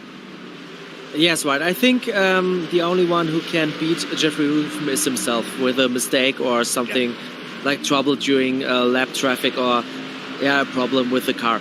I think Tobias Downhauer is safe in 2nd place, and then we have this great battle for 3rd. Okay, Lasse Sorensen is also gone, and then we have this great battle for 4th place, Sedgwick, Hazemans, Castro and Delso. And I think it was a very nice move by Andre Castro, giving back that position to Ulysse Dussault, despite losing several positions while doing it, going back and then overtake him in a fair manner. And now Andre Castro is trying to get back ahead of this group. I think he could be a little bit faster than Hazemans and Sedgwick. I think he's the fastest guy in the group right now, but he's stuck between those guys. He has to take a look, what are the guys ahead of me doing, what is Ulysse Dussault doing behind me. He has to have his eyes in the mirrors and to the front. I think that is a very uncomfortable position Andre Castro is in. I think the best positions are for Ulysse Dussault and Alex Sedgwick, because they just have to focus in one way. I agree. Let's have a quick look. What's this? This is Ben Kriener getting involved, and unfortunately that's put Ben Kriener into the barriers. But I think you're absolutely right. Yeah, the Andre Castro, I think, was very sporting doing what he did and giving that place back. Maybe he was considering that had he not have given it back because of the contact, that race control might have looked at it and given him a penalty. So by giving the place back, he's not lost as much time as he would have done with something like a drive-through penalty, if that was maybe what race control had have deemed was appropriate. So maybe there was a bit of rolling the dice there and thinking that, yeah, I might lose a few places giving back the position to Ulysse Dussault, but it's far better than having something like a drive-through penalty being enforced. Well, the clock is now showing there are less than 60 seconds to go, so our race leader will now be on the final lap. We go back on board with Andre Castro, looking at the black car, the Hendricks Ford all over the place. Lots of arm twirling being done there by Loris Hazemans as the tail end of the car stepped away.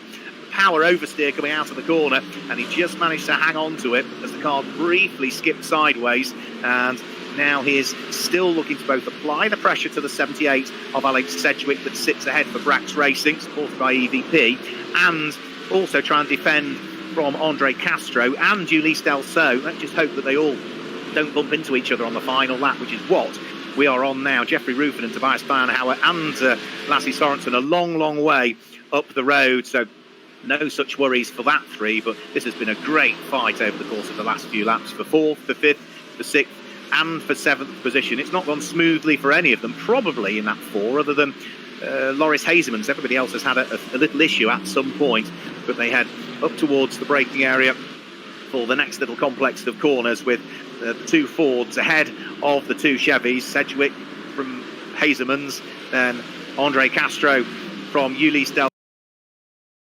So. Time is running out for any shuffle in this order now. Race leaders will be heading over the start-finish line any second, I would have thought. And yeah, bang on cue. The camera changes and shows me Jeffrey Ruffin heading up towards Kumo, ready to take the checkered flag. Is Andre Castro going to have one last nibble at what is going to be Loris Hazemans? Well, he had a go there, and that might open the door for Ulysse Delso, but Delso's on the curbs to try and avoid any contact as well. Jeffrey Ruffin is about to take the checkered flag and heads over the start-finish line to grab the win. Tobias Dauenhauer will finish in 2nd position. You can just see in the distance coming over the start-finish line. Lasse Sorensen will finish in 3rd.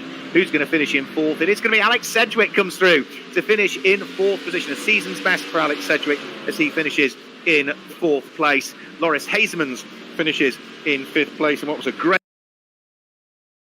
fight that was going on between them all. Andre Castro finishes in 6th place, Ulysse Delso in 7th. Alessandro Brigatti started 3rd, finished 8th, didn't quite happen for him in the end. Bavo Fallon finishes in 9th place, and Alex Fontana completes the top 10. But that was some really, really good racing there. There were a few little incidents along the way, but we didn't have the big one that we had at Watkins Glen a couple of weeks ago. And certainly for Jeffrey Ruffin, that has gone perfectly to plan. That, if we include the wins that he's taken in the heats, now means that he has won 4 races over the course of the esports season for 2019, the EuroNASCAR esports season.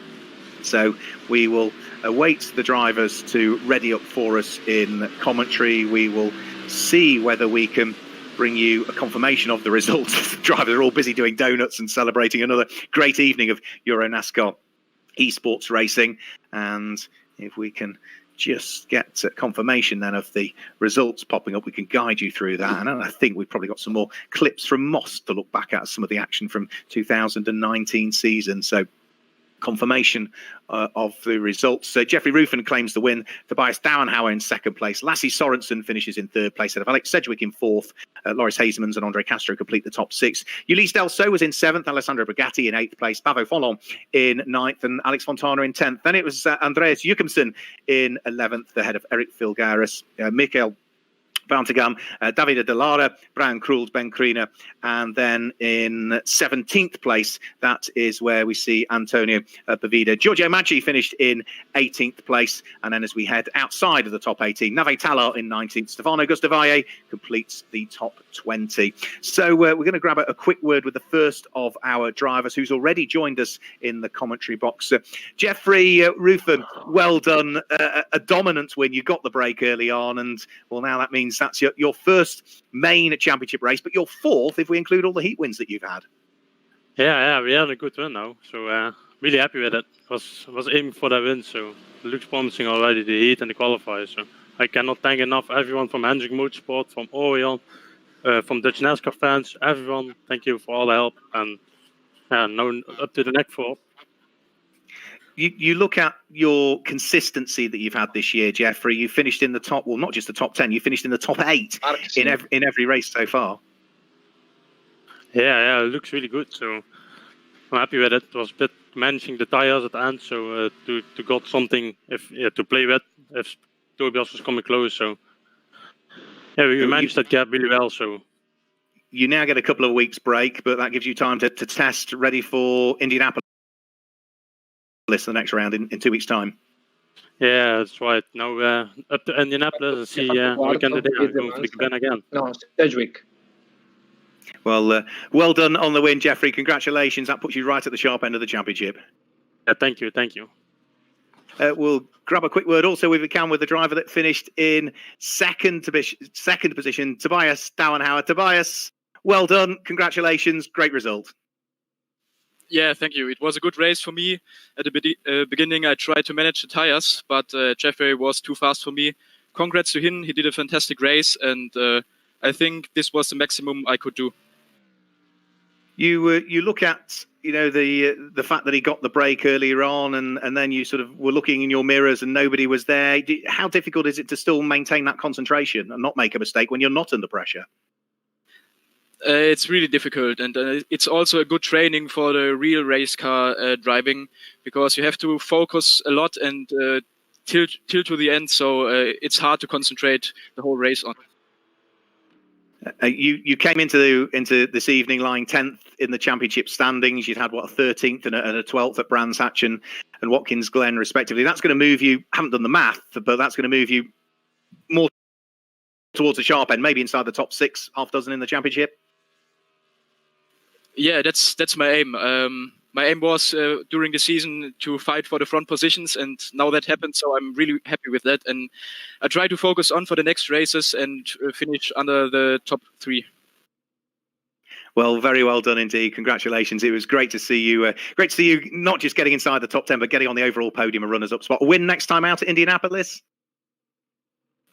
Yeah, I'm happy for Indianapolis, and now the training began for this race. So I have to improve a lot during Indianapolis, and then I hope I can fight for the front positions again. And the final question: what does it feel like to beat your Hendricks Motorsport teammate Loris Hazemans, the reigning EuroNASCAR Pro Champion? Yeah, it's a good feeling, and it's also a very good result for Hendricks Motorsport. I mean, Jeffrey won the race, and I finished second. So the best we can do, I think. Yeah, very well done indeed. Congratulations. Look forward to chatting to you when we head towards Indianapolis. Well done. So there we go. That's our top 2. We've now got our third place driver to chat to as well, Lasse Sorensen. Lasse leading the championship, and it's another top 3 finish, a load more points towards your tally. Well done. Yeah, thank you very much. It was a good race. Sadly, I had a crash in the middle of the race, so had to fight the whole race with damage on the car, but that's how it goes. Anyway, I'm quite happy with the P3 in the end. What exactly happened? Because we saw you running side by side with Alessandro Brigatti as you went through the fast parts of the circuit, and I think did you take too much curb and it just pushed you into him, or how did it happen? Yeah, the track is not so wide, so the problem was we were going through a corner, which is basically impossible. So I thought he was gonna go a bit off the throttle so I could use the whole track, but I misunderstood him a bit and went into the side of him. So he went off into the barriers on the right. You sort of went across the grass and by the sounds of it then did touch the barriers on the left. And what had that done to the car then? Just talk us through the damage that you were carrying. I had a lot of problems when I had to turn to the right. I had massive oversteer all the time, and then when I had to turn left I had massive understeer. So I think the whole chassis was a bit bended all the way. So the good thing is, because it's virtual damage and it's easy to repair, ready for Indianapolis. Yeah, I will take the bill and pay it, so no problem. And another thing, I suppose, is that you finished ahead this evening of Alan Day wasn't able to compete. He was a bit late arriving home. He was second in the championship coming into this one. Loris Hazemans was third in the championship. You finished ahead of those. You've actually stretched your championship advantage. I'm not sure about who is P4, but if that's right, then I'm very happy for it. So we have to keep on for the next couple of races and make sure we will be up there. Maybe a bit more practice next time. Zandvoort was a bit too hard with only 20 laps. So what about Indianapolis? Is that a circuit that you're used to on iRacing? Have you tested these cars already? Not really, to be honest. So I guess I'll go in a day or two before and then start practicing a bit. Well, very well done indeed. Congratulations, Lasse. More championship points, as you say. Thank you very much. Okay, and we've got another driver that now comes to join us in the commentary box who finished in 4th position. Best result of the season so far. Well done, Alex Sedgwick. Trying to hold off, obviously, Loris for most of the race. For some reason, I've been busy this week, so I had about 2 laps of practice, which was hard work. But yeah, really good fun. It's nice to obviously be up at the front and made it more than 2 corners as well, which is much better than Watkins Glen.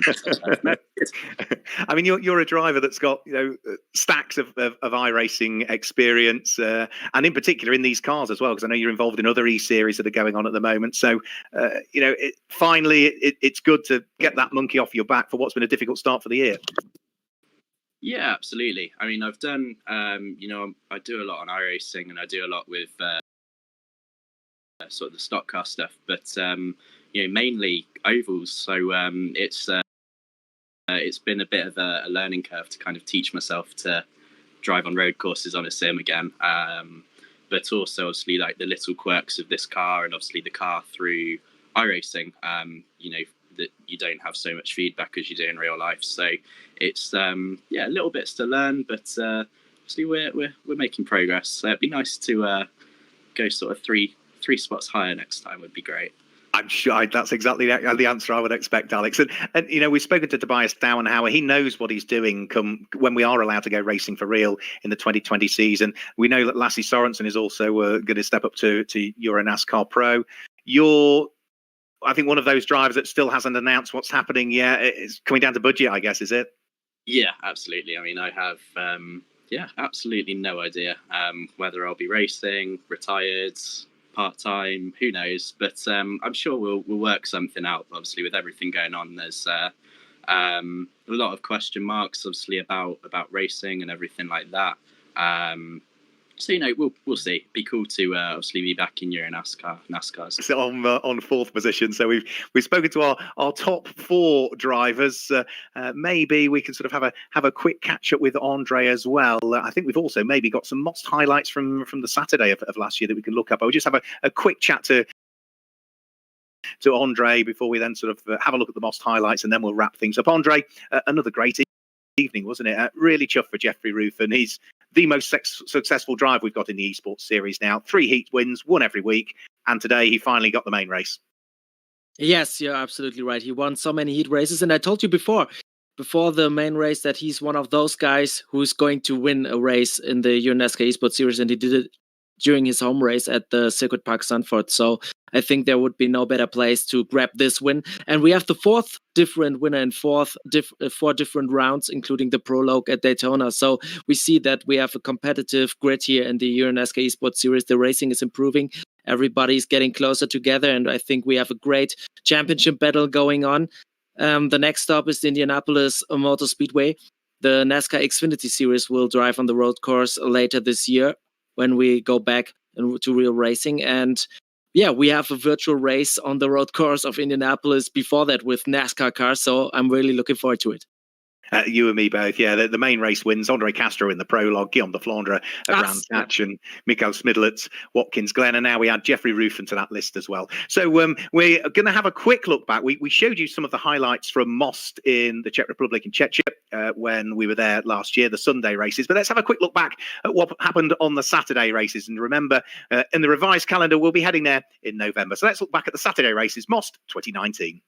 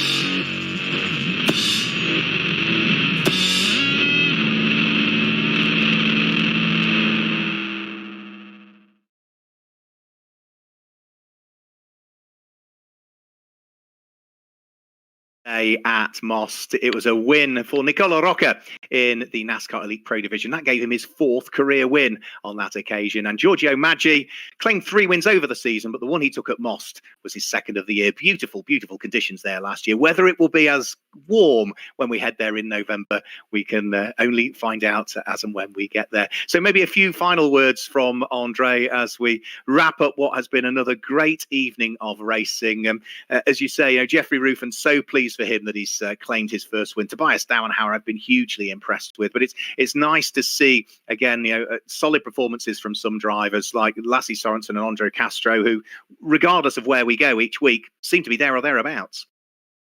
Yes, and we see that the drivers who are fast in the real world are also fast in the virtual world.